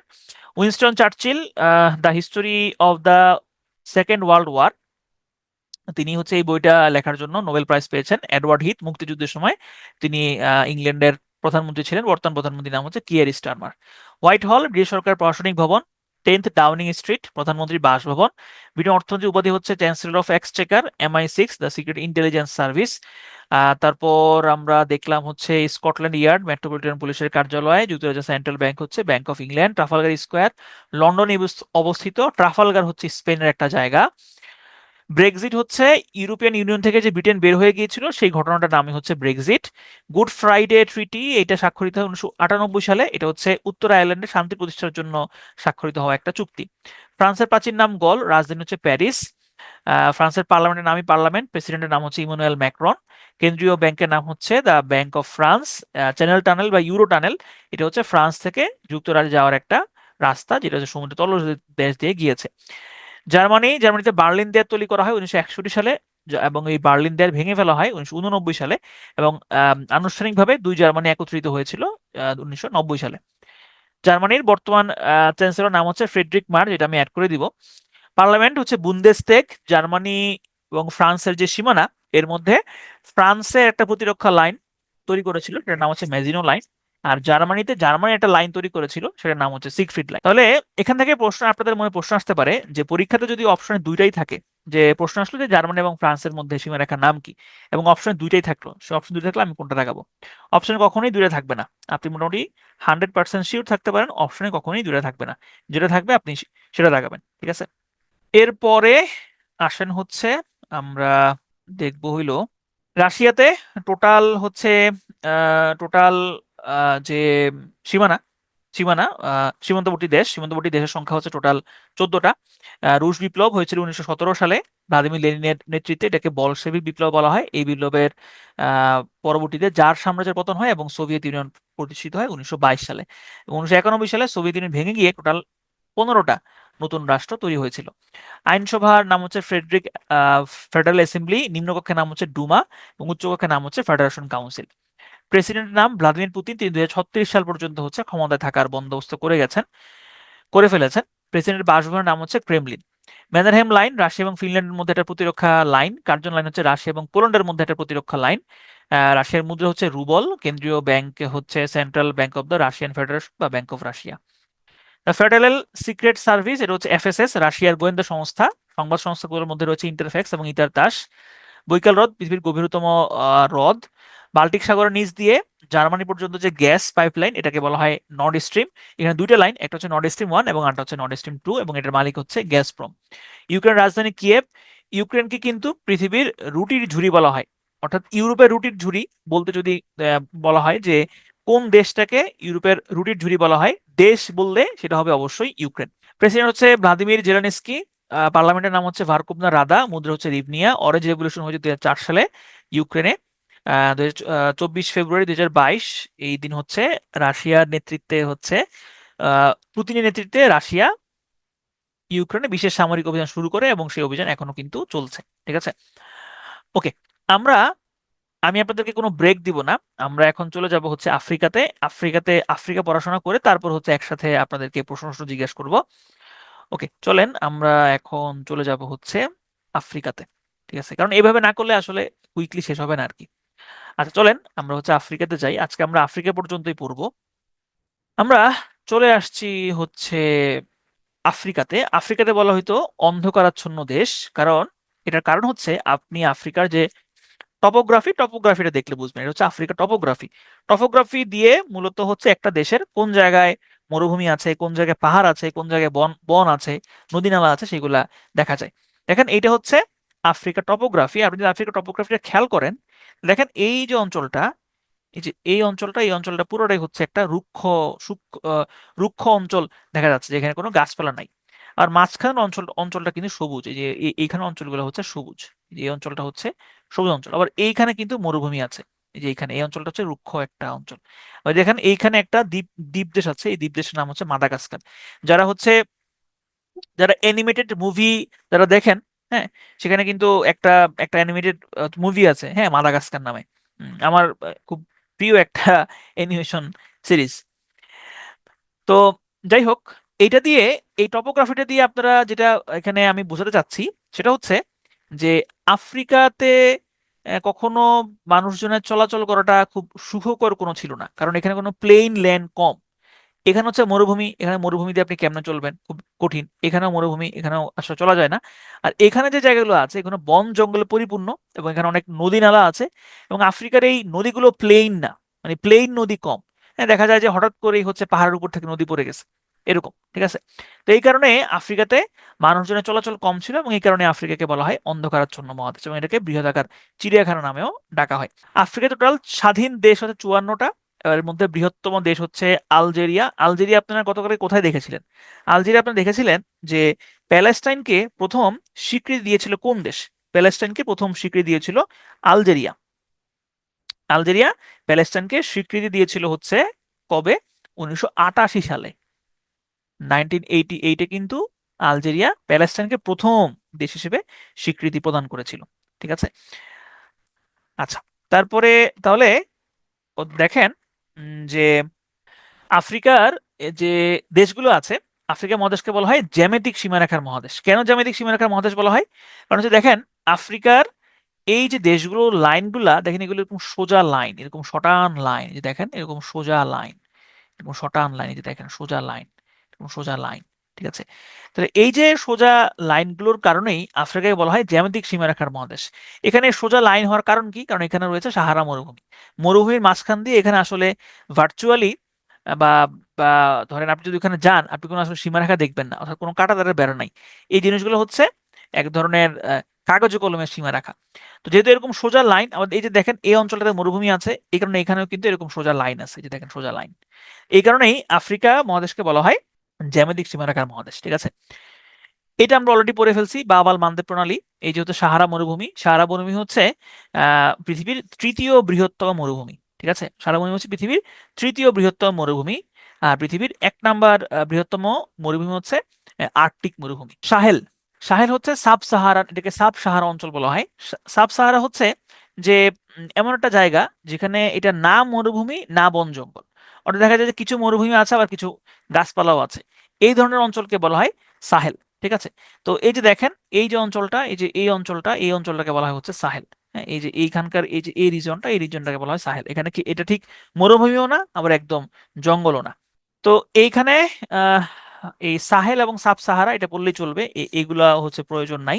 নীল নদ, পৃথিবীর দীর্ঘতম নদী হচ্ছে নীল নদ, এবং এই নীল নদের উৎপত্তি হচ্ছে লেক ভিক্টোরিয়া থেকে। এই যে দেখেন এইটা হচ্ছে লেক ভিক্টোরিয়া। এই লেক ভিক্টোরিয়া হচ্ছে 3টা দেশে বিস্তৃত, একদিকে কেনিয়া, একদিকে তানজানিয়া, এবং আরেকদিকে হচ্ছে উগান্ডা। এই 3টা দেশে হচ্ছে নীল নদ বিস্তৃত। তো এই নীল নদের শাখা হচ্ছে 2টা, একটা হচ্ছে ব্লু নাইল এবং আরেকটা হচ্ছে হোয়াইট নাইল। এই ব্লু নাইলটা তৈরি হয়েছে আবার ইথিওপিয়ার, এখানে একটা লেক আছে, লেক টানা। এই লেক টানা থেকে হচ্ছে ব্লু নাইলের উৎপত্তি। তো এই যে শ্বেত নীল এবং হচ্ছে নীলাভ নীল, এই 2টা নীল নদের শাখা মিলিত হয়েছে দক্ষিণ সুদানের খার্তুমের কাছে, এবং এখান থেকেই মিলিত প্রবাহটা হচ্ছে নীল নদ নামে প্রবাহিত হয়েছে। নীল নদ টোটাল 11টা দেশের মধ্য দিয়ে বিস্তৃত। কোন কোন দেশ সেটা খুব একটা গুরুত্বপূর্ণ না।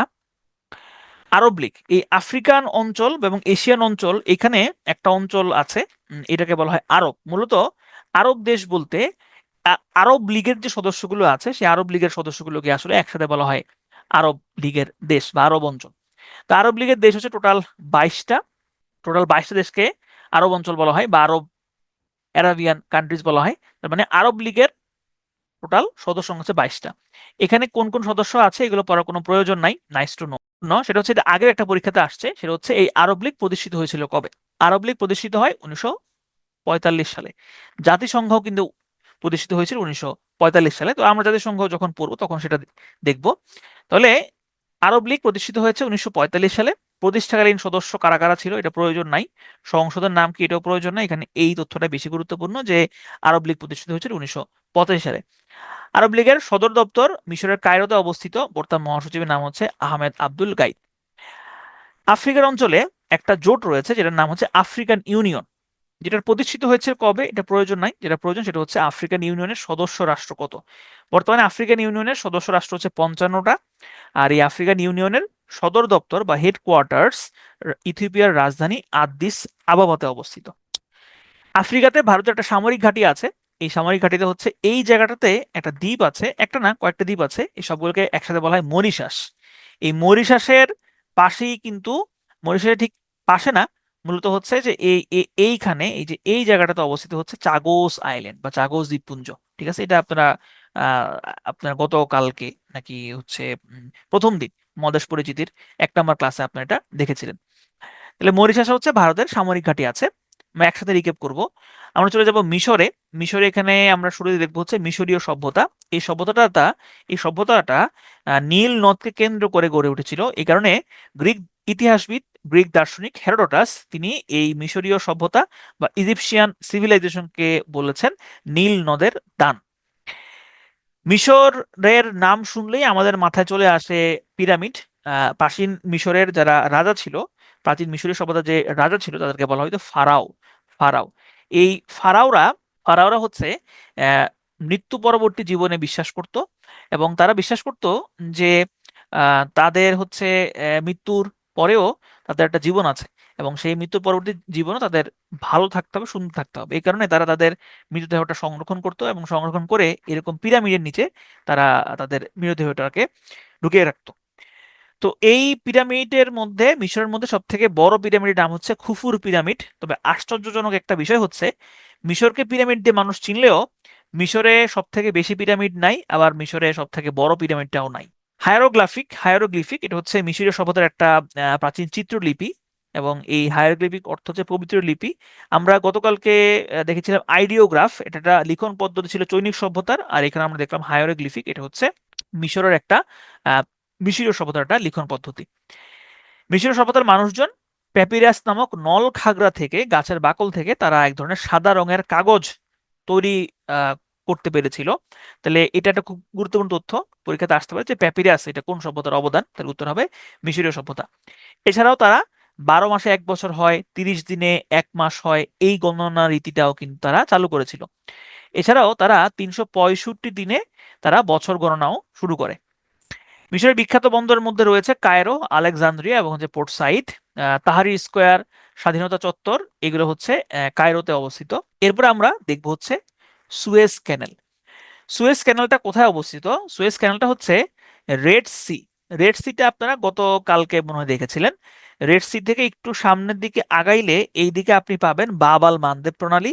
এই বাব আল মানদেব প্রণালী যুক্ত করেছে গালফ অফ এডেনকে। গালফ অফ এডেনকে লোহিত সাগরের সাথে যুক্ত করেছে এই বাব আল মানদেব প্রণালী।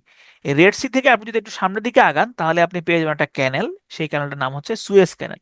তাহলে সুয়েজ ক্যানেল যুক্ত করেছে একদিকে রেড সি এবং আরেকদিকে যুক্ত করেছে মেডিটেরিয়ান সিকে। ঠিক আছে, আর এটা পৃথক করেছে মিশরেরই একটা অংশ, একদিকে হচ্ছে সিনাই উপত্যকা বা সিনাই পেনিনসুলা, আর আরেকদিকে হচ্ছে মিশরের মেইন ভূখণ্ড। মিশরের এই যে সিনাই উপত্যকা এটা কিন্তু এশিয়াতে পড়েছে, আর এই ইজিপ্ট কিন্তু হচ্ছে আফ্রিকাতে পড়েছে। দেখেন এটা হচ্ছে পৃথিবীর মানচিত্র। তো যখন এই সুয়েজ ক্যানাল ছিল না তখন এইখানকার যে ইউরোপিয়ান দেশগুলো ছিল, এই ইউরোপিয়ান দেশগুলো থেকে যদি কেউ এই ভারত সাগরে আসতে চাইতো, ভারত মহাসাগরে আসতে চাইতো, তো তাকে এই পুরো আফ্রিকা ঘুরে তারপরে এখানে আসতে হইতো। তো তখন থেকে আসলে চিন্তা ভাবনা করা হচ্ছিল যে এইখান দিয়ে যদি একটা চিপা গড়ি তৈরি করা যায় তাহলে খুব সহজেই এই ভারত মহাসাগর থেকে রেড সি হয়ে মেডিটেরিয়ান সি তথা ইউরোপে যাওয়া যাবে। তো তখন ব্রিটিশদের খুব হচ্ছে প্রভাব প্রতিপত্তি ছিল। তখন ব্রিটিশরা এই এই রেড সির এখান দিয়ে তারা একটা খাল খনন করা শুরু করে।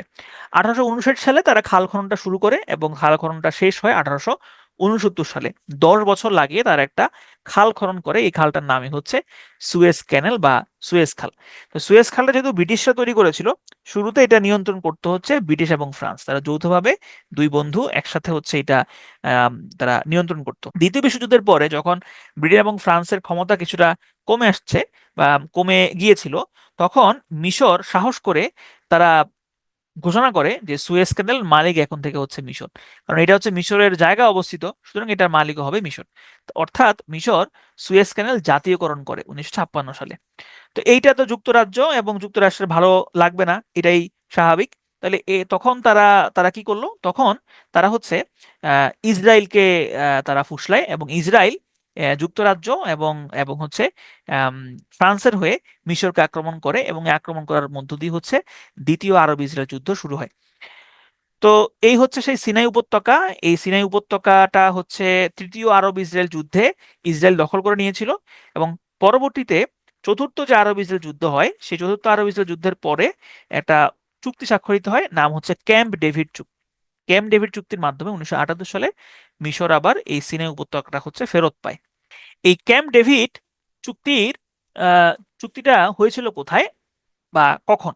তো ক্যাম্প ডেভিড চুক্তি স্বাক্ষরিত হয় 1978 সালে এবং এটা হয়েছিল কোথায়? এটা হয়েছিল মেরিল্যান্ড অঙ্গরাজ্যের ক্যাম্প ডেভিডে এবং এখানে স্বাক্ষর করেছেন হচ্ছে আনোয়ার সাদাত এবং হচ্ছে মেনাহেন বেগিন। কে স্বাক্ষর করেছেন এটা গুরুত্বপূর্ণ না, গুরুত্বপূর্ণ হচ্ছে এই ক্যাম্প ডেভিড চুক্তির মাধ্যমে কি হয় সেটা।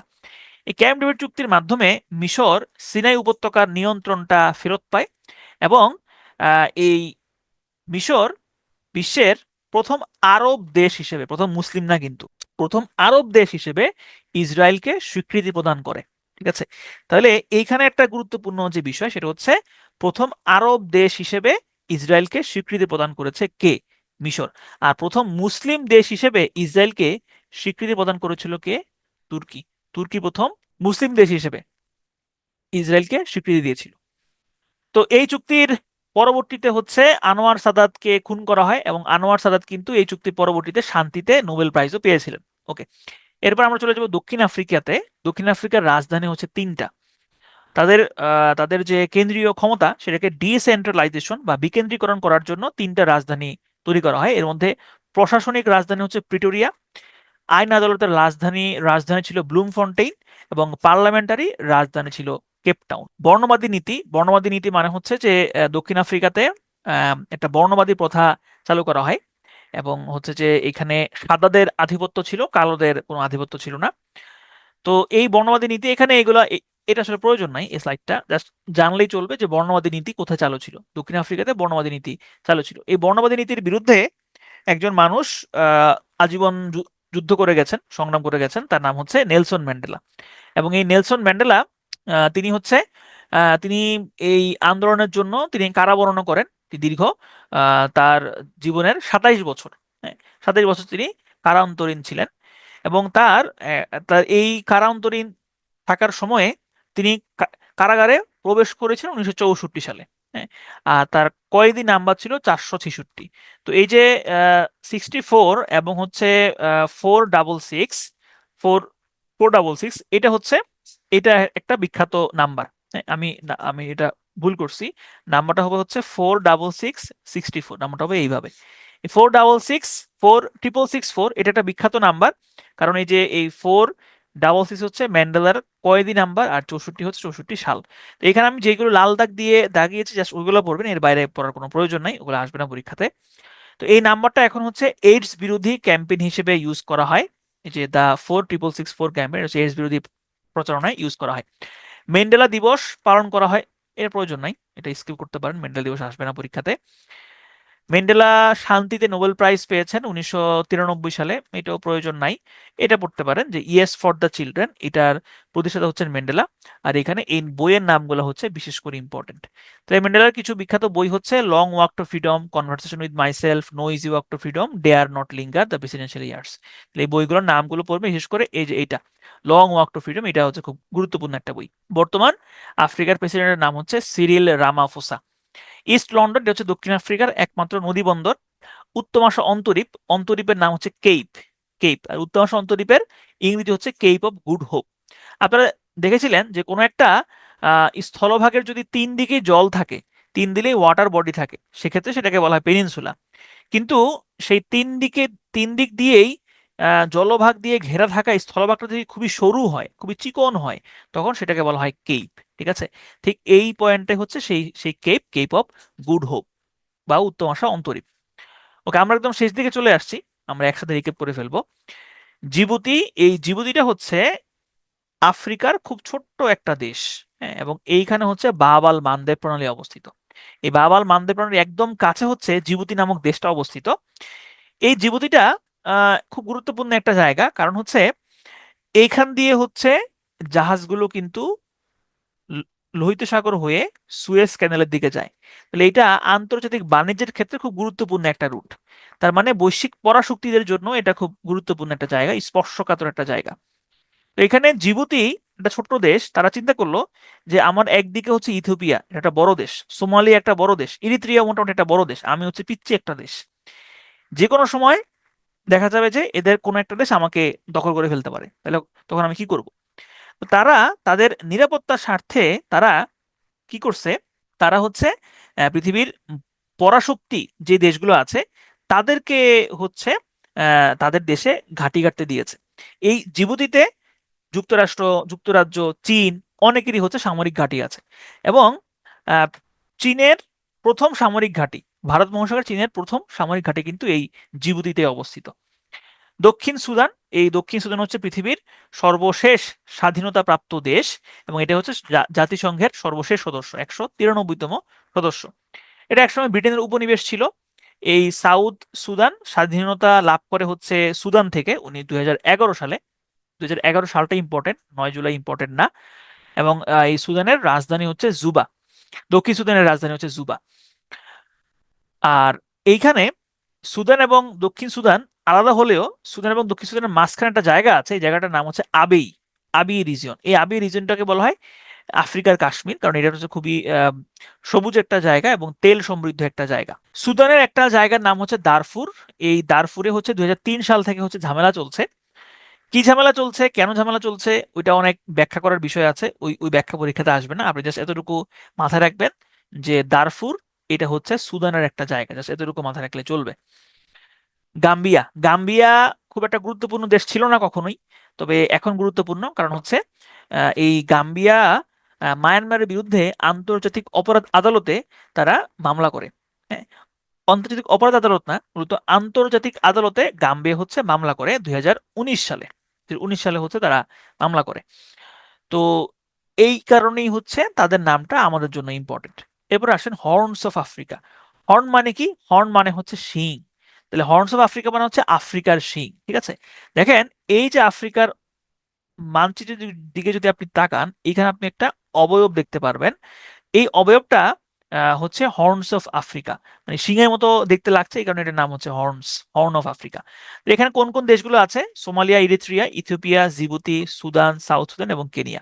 পরীক্ষাতে আসবে না যে হর্নস অফ আফ্রিকা দেশ কয়টা, এটা পরীক্ষাতে আসবে না। পরীক্ষাতে যেটা আসবে সেটা হচ্ছে যে হর্নস অফ আফ্রিকাতে কোন দেশটা আছে অথবা কোন দেশটা নাই, তাহলে এই দেশগুলো আছে। এরপরে আমরা দেখবো হচ্ছে ওশেনিয়া মহাদেশ। যদি আমরা ছোটবেলায় পড়তাম যে অস্ট্রেলিয়া মহাদেশ, আসলে অস্ট্রেলিয়া নামে কোনো মহাদেশ নাই, মূলত হচ্ছে ওশেনিয়া মহাদেশ। ওশেনিয়া মহাদেশেরই একটা বড় দেশ হচ্ছে অস্ট্রেলিয়া। তো ওশেনিয়া মহাদেশের দুইটা বড় দেশের মধ্যে একটা হচ্ছে অস্ট্রেলিয়া আর একটা হচ্ছে নিউজিল্যান্ড, এবং এখানে রয়েছে পাপুয়া নিউগিনি। এই তিনটাই হচ্ছে ওশেনিয়া মহাদেশের বড় বড় তিনটা দেশ। এছাড়াও হচ্ছে খুব ছোট ছোট ছোট ছোট অনেকগুলো হচ্ছে দ্বীপপুঞ্জ আছে। তো অস্ট্রেলিয়া, অস্ট্রেলিয়া এটার রাজধানী হচ্ছে ক্যানবেরা। আর আমরা অনেকে হচ্ছে অস্ট্রেলিয়ার রাজধানী হিসেবে সিডনিকে, যেমন আমিও আগে মনে করতাম যে অস্ট্রেলিয়ার রাজধানী সিডনি একদম ছোটবেলায়, কিন্তু অস্ট্রেলিয়ার রাজধানী হচ্ছে ক্যানবেরা। আর সিডনি হচ্ছে অস্ট্রেলিয়ার একটা অঙ্গরাজ্য নিউ সাউথ ওয়েলস এর রাজধানী, এবং সিডনিকে বলা হয় দক্ষিণের রানী। পৃথিবীর সব থেকে বড় প্রবাল প্রাচীর, হ্যাঁ, যেটা নাম হচ্ছে গ্রেট ব্যারিয়ার রিফ। এই গ্রেট ব্যারিয়ার রিফটা হচ্ছে অস্ট্রেলিয়ার কুইন্সল্যান্ডে অবস্থিত, প্রশান্ত মহাসাগরে। হচ্ছে প্রশান্ত মহাসাগর।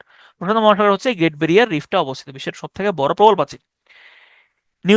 নিউজিল্যান্ড হচ্ছে দুইটা প্রধান দ্বীপ নিয়ে গঠিত। একটা হচ্ছে সাউথ, এই যে এইটা হইলো আপনার সাউথ, আর এটা হচ্ছে নর্থ। দুইটা দ্বীপ, এই দুইয়ের মাঝখান দিয়ে একটা চিপা গলি আছে, এই চিপা গলিটার নাম হচ্ছে কুক স্ট্রেট বা কুক প্রণালী।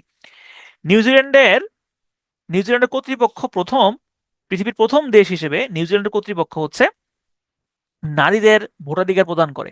এই প্রশ্নটা বিভিন্ন পরীক্ষাতে আসছে, সামনেও আসবে। সেটা হচ্ছে যে পৃথিবীর প্রথম কোন দেশ হচ্ছে নারীদের ভোটাধিকার প্রদান করেছিল, তাহলে উত্তর হবে হচ্ছে এই নিউজিল্যান্ড প্রথম হচ্ছে নারীদের ভোটাধিকার প্রদান করে পৃথিবীর প্রথম দেশ হিসেবে। নিউজিল্যান্ডের অধিবাসীদেরকে বলা হয় হচ্ছে কিউই, আর নিউজিল্যান্ডের আদিবাসীদের বলা হয় হচ্ছে মাউরি। দুইটা কিন্তু আলাদা, একটা হচ্ছে মাউরি, এটা হচ্ছে আদিবাসী, আর নিউজিল্যান্ডের অধিবাসীদেরকে বলা হয় হচ্ছে কিউই। এইখানে যে বললাম কিছু ছোট ছোট দ্বীপপুঞ্জ আছে, এই দ্বীপপুঞ্জগুলোকে কয়েকটা নামে ভাগ করা হয়। একটা হচ্ছে পলিনেশিয়া, আরটা হচ্ছে মাইক্রোনেশিয়া, এবং আরটা হচ্ছে মেলানেশিয়া। তো এখানে নামগুলো আছে, আমি আপনাকে এগুলো মুখস্থ করার জন্য আপাতত বলবো না। আপনি জাস্ট নামগুলা এক টেবিলে একটা ছোট কাগজের টুকরো লিখে টেবিলে একটু টানায় রাখবেন, মাঝে মাঝে এক নজর দেখবেন। পলিনেশিয়ার মধ্যে রয়েছে টোঙ্গা, সামোয়া, টুভেলু, কুক দ্বীপপুঞ্জ, ইস্টার আইল্যান্ড এবং হচ্ছে তাহিতি। এখানে একটা ছন্দ দেওয়া আছে, ছন্দ দিয়ে আপনি চাইলে মনে রাখতে পারেন। আমি হচ্ছে ছন্দ দিয়ে মনে রাখি নাই, আমি বারবার পড়ে বা ম্যাপ দেখে দেখে মনে রেখেছি। মাইক্রোনেশিয়ার দেশগুলো হচ্ছে নাউরু, ক্যারোলাইন দ্বীপপুঞ্জ, মার্শাল দ্বীপপুঞ্জ, কিরিবাতি এবং হচ্ছে ওসিয়াম। এবং সর্বশেষ মেলানেশিয়া, এটা মেলানেশিয়া হবে না, এটা মেলানেশিয়া দেশ হচ্ছে ফিজি, সলোমন দ্বীপপুঞ্জ, Papua New Guinea, Santa Cruz, Bismarck, Vanuatu এবং হচ্ছে নিউ ক্যালেডোনিয়া। ওকে, এরপরে দেখেন ছিদ্রায়িত রাষ্ট্র বা হচ্ছে পোরোস স্টেট। পোরোস স্টেট মানে হচ্ছে দেশের বিরুদ্ধে আরেকটা দেশ। হ্যাঁ, আমরা ছোটবেলায় হচ্ছে ধাঁধা খেলতাম, ধাঁধা। তো একটা ধাঁধা ছিল এরকম যে ঘরের ভিতরে ঘর, হাত বাড়াইয়া ধর। ঘরের ভিতরে ঘর মানে হচ্ছে হাত বাড়াইয়া ধর, এটা মানে হচ্ছে মশারি। তার মানে মশারি হচ্ছে ঘরের ভিতরে আরেকটা ঘর। ঠিক তেমনি ভাবে দেশের ভিতরে যে দেশ, তখন যেই দেশের ভিতরে আরেকটা দেশ থাকে, সেই দেশটাকে বলা হয় পোরোস স্টেট বা হচ্ছে ছিদ্রায়িত রাষ্ট্র। পৃথিবীতে এরকম দুইটা ছিদ্রায়িত রাষ্ট্র আছে, একটা হচ্ছে দক্ষিণ আফ্রিকা এবং আরেকটা হচ্ছে ইতালি। দক্ষিণ আফ্রিকার মধ্যে দুইটা দেশ আছে, একটা হচ্ছে লেসোথো এবং আরেকটা হচ্ছে এসওয়াতিনি। এসওয়াতিনিকে এখন সোয়াজিল্যান্ডও বলা হয়। তো যদিও সোয়াজিল্যান্ড একদম দক্ষিণ আফ্রিকার ভেতরে না, তবে লেসোথো হচ্ছে একদম দক্ষিণ আফ্রিকার ভেতরে অবস্থিত। এখন আপনারা প্রশ্ন করতে পারেন যে এটা আসলে কিভাবে হইলো। এটা আসলে ঔপনিবেশিক আমলে এখানে হচ্ছে যে যখন ছিল তখন এগুলা একসাথে ছিল, কিন্তু পরবর্তী যখন স্বাধীন হয় তখন দেখা গেল যে এখানে এখানে বিভিন্ন গোত্র আছে। তো গোত্ররা কেউ হয়তো আফ্রিকার সাথে থাকতে চায় নাই, কেউ নিজেরা একসাথে থাকতে চেয়েছে, তখন এখানে গণভোট হয়, গণভোট সিদ্ধান্ত, হ্যাঁ, যে আমরা একসাথে একটা রাষ্ট্র হিসেবে থাকবো। তো এই কারণে এখানে লেসোথো আফ্রিকার মধ্যে অবস্থিত হলেও এটা একটা আম, আলাদা দেশ। হ্যাঁ, সোয়াজিল্যান্ডও কিন্তু একটা আলাদা দেশ। ঠিক তেমনি ভাবে ইতালিতেও হচ্ছে দুইটা দেশ আছে, একটা নাম হচ্ছে ভ্যাটিকান সিটি এবং একটা হচ্ছে স্যান মেরিনো। যদিও ভ্যাটিকান সিটির আসল নাম হচ্ছে ভ্যাটিকান সিটি না, ভ্যাটিকান সিটির নাম হচ্ছে মূলত হচ্ছে দা হোলি সি। হোলি সি এর রাজধানী হচ্ছে ভ্যাটিকান সিটি, এটাকে আমরা ভ্যাটিকান সিটি নামে চিনে থাকি। এখানে কিছু টুকরো তথ্য আছে, এগুলো আপনারা এক নজর দেখে নিন। ওকে, চলুন আমরা রিক্যাপ করে আসি। আমাদের আফ্রিকা পড়াশোনা শেষ। আমরা আফ্রিকার শুরুতে যেটা দেখলাম সেটা হচ্ছে আমরা দেখলাম আফ্রিকাকে বৃহদাকার চিড়িয়াখানা বলা হয়, এটাকে অন্ধকারাচ্ছন্ন মহাদেশও বলা হয়ে থাকে। 54টা স্বাধীন দেশ আছে, বৃহত্তম দেশ হচ্ছে আলজেরিয়া। জ্যামিতিক সীমারেখার মহাদেশ বলা হয় আফ্রিকাকে। সারা বনভূমি 10টা দেশে বিস্তৃত, তৃতীয় বৃহত্তম মরুভূমি সাহেল বা সাব সাহারান অঞ্চল, এটা আফ্রিকাতে অবস্থিত। নীল নদ 10টা দেশে হচ্ছে এটা, 11টা দেশে হচ্ছে বিস্তৃত। লেক ভিক্টোরিয়া থেকে হচ্ছে এর উৎপত্তি। আরব লীগের সদস্য সংখ্যা হচ্ছে 22টা। প্রতিষ্ঠিত হয় 1945 সালে। সদর দপ্তর হচ্ছে কায়রো। বর্তমান মহাসচিব Ahmed Abdul guide. African union, এর সদর দপ্তর আদিস আবাবা। বর্তমান সদস্য হচ্ছে 55টা। আফ্রিকা অঞ্চলে ভারতের সামরিক ঘাঁটি হচ্ছে মরিশাস। মিশর আরব প্রজাতন্ত্র। মিশরের সব, হেরোডোটাস বলেছেন, নীল নদের দান। প্রাচীন মিশরীয় রাজাদের বলা হতো ফারাও। আর খুফুর পিরামিড হচ্ছে সব থেকে বড় পিরামিড। পিরামিড অফ স্ফিংস হচ্ছে একটা গুরুত্বপূর্ণ পিরামিড। এটা আসলে পিরামিড না, এটা একটা স্ট্রাকচার। হায়ারোগ্লিফিক, পৃথিবীর সব থেকে বেশি পিরামিড রয়েছে কোথায় জানেন? পৃথিবীর সব থেকে বেশি পিরামিড রয়েছে সুদানে। পৃথিবীর সব থেকে বড় পিরামিডটা রয়েছে মেক্সিকোতে। হায়ারোগ্লিফিক এটা হচ্ছে এক ধরনের চিত্রলিপি। প্যাপিরাস নামক এক ধরনের নলখাগড়া থেকে মিশরীয়রা কাগজ তৈরি করতে পারত। 12 মাসে 1 বছর হয়, 30 দিনে 1 মাস হয়, এইগুলো তারা চালু করেছিল। 365 দিনে বছর গণনাটাও এই মিশরীয় সভ্যতার মানুষজনই শুরু করে। বিখ্যাত বন্দর হচ্ছে Cairo, Alexandria, Port Said, Tahrir Square, স্বাধীনতা স্কোয়ার, এগুলো এটা হচ্ছে মিশরের কায়রোতে অবস্থিত। আহ মিশর হচ্ছে এটা বিভক্ত করেছে, সুয়েজ খাল এটা বিভক্ত করেছে, একদিকে মিশরের সিনাই উপদ্বীপ আর আরেকদিকে হচ্ছে মিশরের মেইন ভূখণ্ড, আর যুক্ত করেছে একদিকে লোহিত সাগর এবং আরেকদিকে হচ্ছে ভূমধ্য সাগর। সুয়েজ ক্যানাল মিশর জাতীয়করণ করে 1856 সালে, এবং এই সুয়েজ ক্যানাল কেন্দ্র করে দ্বিতীয় আরব ইসরায়েল যুদ্ধ হয়েছিল।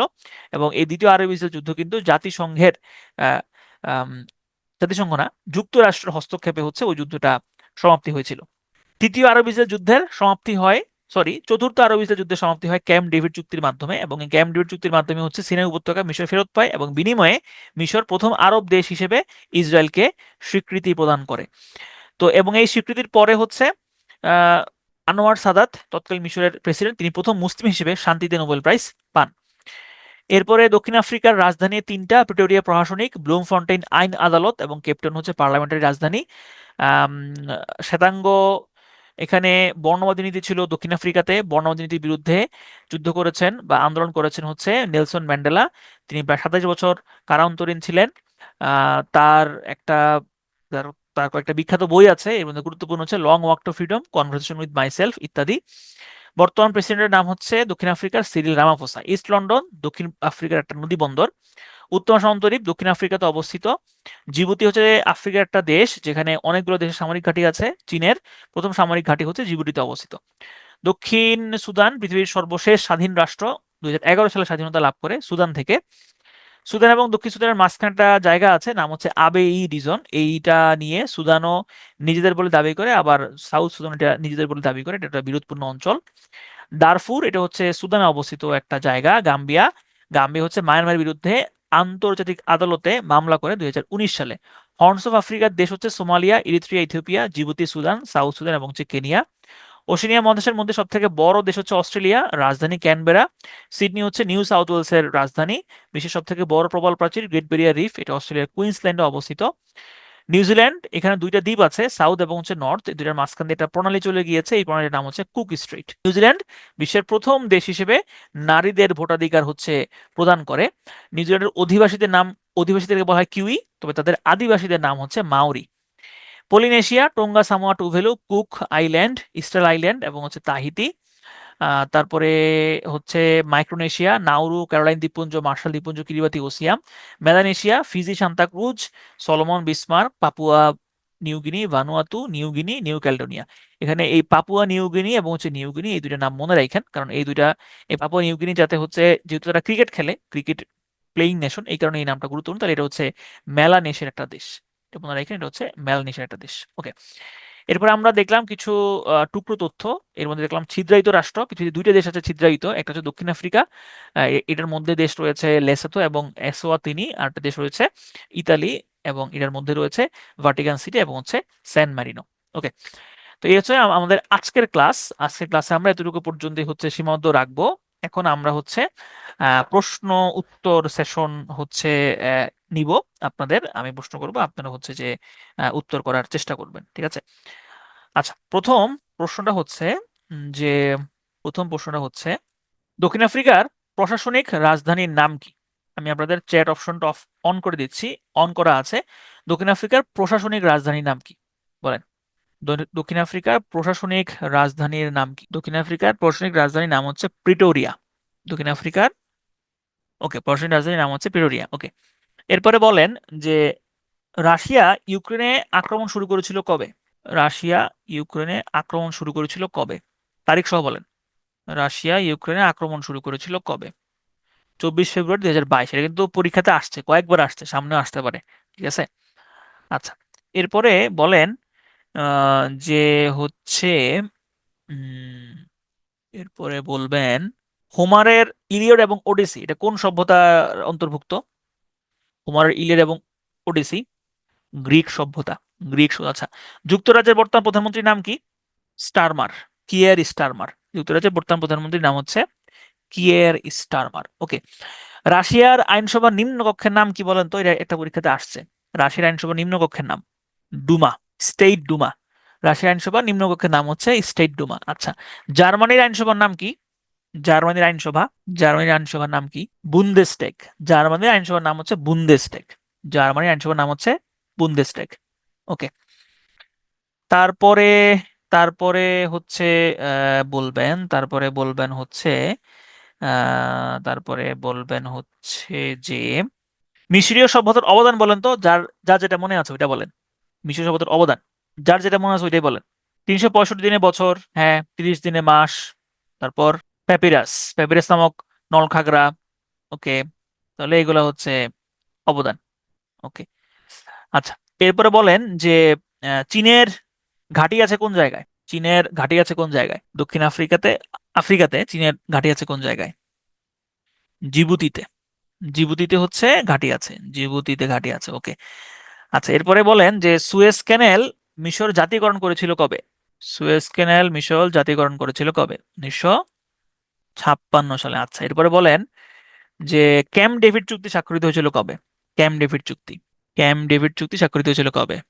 1978 সালে হচ্ছে ক্যাম্প ডেভিড চুক্তি স্বাক্ষরিত হয়। আচ্ছা, এই ক্যাম্প ডেভিড চুক্তি স্বাক্ষরিত হয়েছিল কোন আরব ইসরায়েল যুদ্ধকে কেন্দ্র করে? কোন আরব ইসরায়েল যুদ্ধকে কেন্দ্র করে? ফোর্থ ফোর্থ আরব ইসরায়েল যুদ্ধকে কেন্দ্র করে হচ্ছে ক্যাম্প ডেভিড চুক্তি স্বাক্ষরিত হয়েছিল। আচ্ছা, এরপরে বলেন যে সুয়েজ ক্যানাল যুক্ত করেছে কাকে? সুয়েজ ক্যানাল যুক্ত করেছে কাকে? কোন দুইটা ওয়াটার বডিকে সুয়েজ ক্যানাল যুক্ত করেছে? রেড সি এবং হচ্ছে ভূমধ্য সাগর। রেড সি, লোহিত সাগর এবং হচ্ছে ভূমধ্য সাগর। ওকে, মেডিটেরিয়ান সি। আচ্ছা, তারপরে বলেন যে হচ্ছে বাল্টিক রাষ্ট্র কোনগুলা? বাল্টিক রাষ্ট্র কোনগুলা? বাল্টিক রাষ্ট্র কোনগুলা? বাল্টিক রাষ্ট্র, না দেখেন, একটা হচ্ছে বাল্টিক অঞ্চলের রাষ্ট্র আর একটা হচ্ছে বাল্টিক রাষ্ট্র। বাল্টিক রাষ্ট্র হচ্ছে তিনটা, হ্যাঁ, এস্তোনিয়া, লিথুয়ানিয়া, লাটভিয়া। আর বাল্টিক অঞ্চলের রাষ্ট্র হচ্ছে ওই যে বাল্টিক সাগরের আশেপাশে যে দেশগুলো আছে ওইগুলা। ঠিক আছে, হ্যাঁ। আচ্ছা, এরপরে বলবেন যে রাশিয়াতে রুশ বিপ্লব হয়েছিল কত সালে? রুশ বিপ্লব হয়েছিল কত সালে? 1917 সালে। গুড। রুশ বিপ্লব হয়েছিল 1917 সালে। ওকে। সোভিয়েত ইউনিয়ন ভেঙে যায় কবে? সোভিয়েত ইউনিয়ন ভেঙে যায় কবে? সোভিয়েত ইউনিয়ন ভেঙে যায় 1991 সালে। 1991 সালে হচ্ছে সোভিয়েত ইউনিয়ন ভেঙে যায়। ওকে। রাশিয়ার রুশ বিপ্লবের সময় কোন সাম্রাজ্যের পতন ঘটেছিল? কোন সাম্রাজ্যের পতন ঘটেছিল? জার সাম্রাজ্য। জার সাম্রাজ্যের পতন ঘটেছিল। তারপরে তারপরে বলবেন যে তারপরে বলবেন হচ্ছে যে উম, ইউক্রেনের ইউক্রেনের হচ্ছে পার্লামেন্টের নাম কি? ইউক্রেনিয়ান পার্লামেন্টের নাম কি? ইউক্রেনের পার্লামেন্টের নাম হচ্ছে ভার্কোভনা রাডা। রাডা, ভার্কোভনা রাডা। ঠিক আছে, জাস্ট রাডা মনে রাখবেন, হ্যাঁ, জাস্ট রাডাটা মনে রাখবেন। ওকে। তারপরে তারপরে তারপরে বলবেন হচ্ছে অরেঞ্জ রেভলিউশন হয়েছিল কবে? অরেঞ্জ রেভলিউশন, অরেঞ্জ রেভলিউশন হয়েছিল কবে? 2004। 2004-এ হচ্ছে অরেঞ্জ রেভলিউশন হয়। ইউক্রেনে হচ্ছে অরেঞ্জ রেভলিউশন হয়েছিল। ঠিক আছে। আচ্ছা, এরপরে হচ্ছে এরপরে এরপরে কি বলবেন? এরপরে বলেন হচ্ছে আফ্রিকাতে স্বাধীন দেশ কয়টা? এত কিছু কিভাবে মনে রাখবেন? কিভাবে মনে রাখবেন? পড়াশোনা করে মনে রাখবেন। দেখেন, এই এইটা এই প্রশ্নটা যিনি করেছেন, আমি শিওর আপনি নতুন চাকরির প্রিপারেশনটা শুরু করেছেন, আপনি আগে চাকরি প্রিপারেশন নেন নাই। মানে স্পেশাল বিসিএস এর জন্য আপনি চাকরি প্রিপারেশনটা শুরু করেছেন এবং এখন আপনি অথই সাগরে পড়েছেন, কারণ এইগুলোর সাথে আপনি আদৌ কোনোভাবেই পরিচিত ছিলেন না এবং আগে এত ভলিউমের পড়া আপনি পড়েন নাই। ঠিক আছে, যাই হোক, কিছু করার নাই। হ্যাঁ, পড়াশোনার ব্যাপারটা হচ্ছে এরকম। তবে আমার কাছে যেটা মনে হয় যে আপনার আহ, যেহেতু মনে হচ্ছে যে অনেক পড়া, সুতরাং যতটুকু পারেন অতটুকু পড়বেন। আর হচ্ছে আপনার আম, এই পরীক্ষাটা আপনি একদম হচ্ছে যে টিকতেই হবে এই সেন্সে দিয়েন না, জাস্ট হচ্ছে এক্সপিরিয়েন্সের জন্য দিবেন। ঠিক আছে। রাত 1টা পর্যন্ত করে দেওয়া হয়েছে, রাত 1টা পর্যন্ত অলরেডি করে দেওয়া হয়েছে, তো আপনি দেখেন রাত 1টা পর্যন্ত করা আছে। ঠিক আছে। ওকে, ঠিক আছে, আজকে হচ্ছে যে এতটুকু পর্যন্তই। সবাই ভালো থাকবেন, সুস্থ থাকবেন, সবার সাথে আগামীকালকে সকালে আবারও কথা হবে, দেখা হবে। আল্লাহ হাফেজ।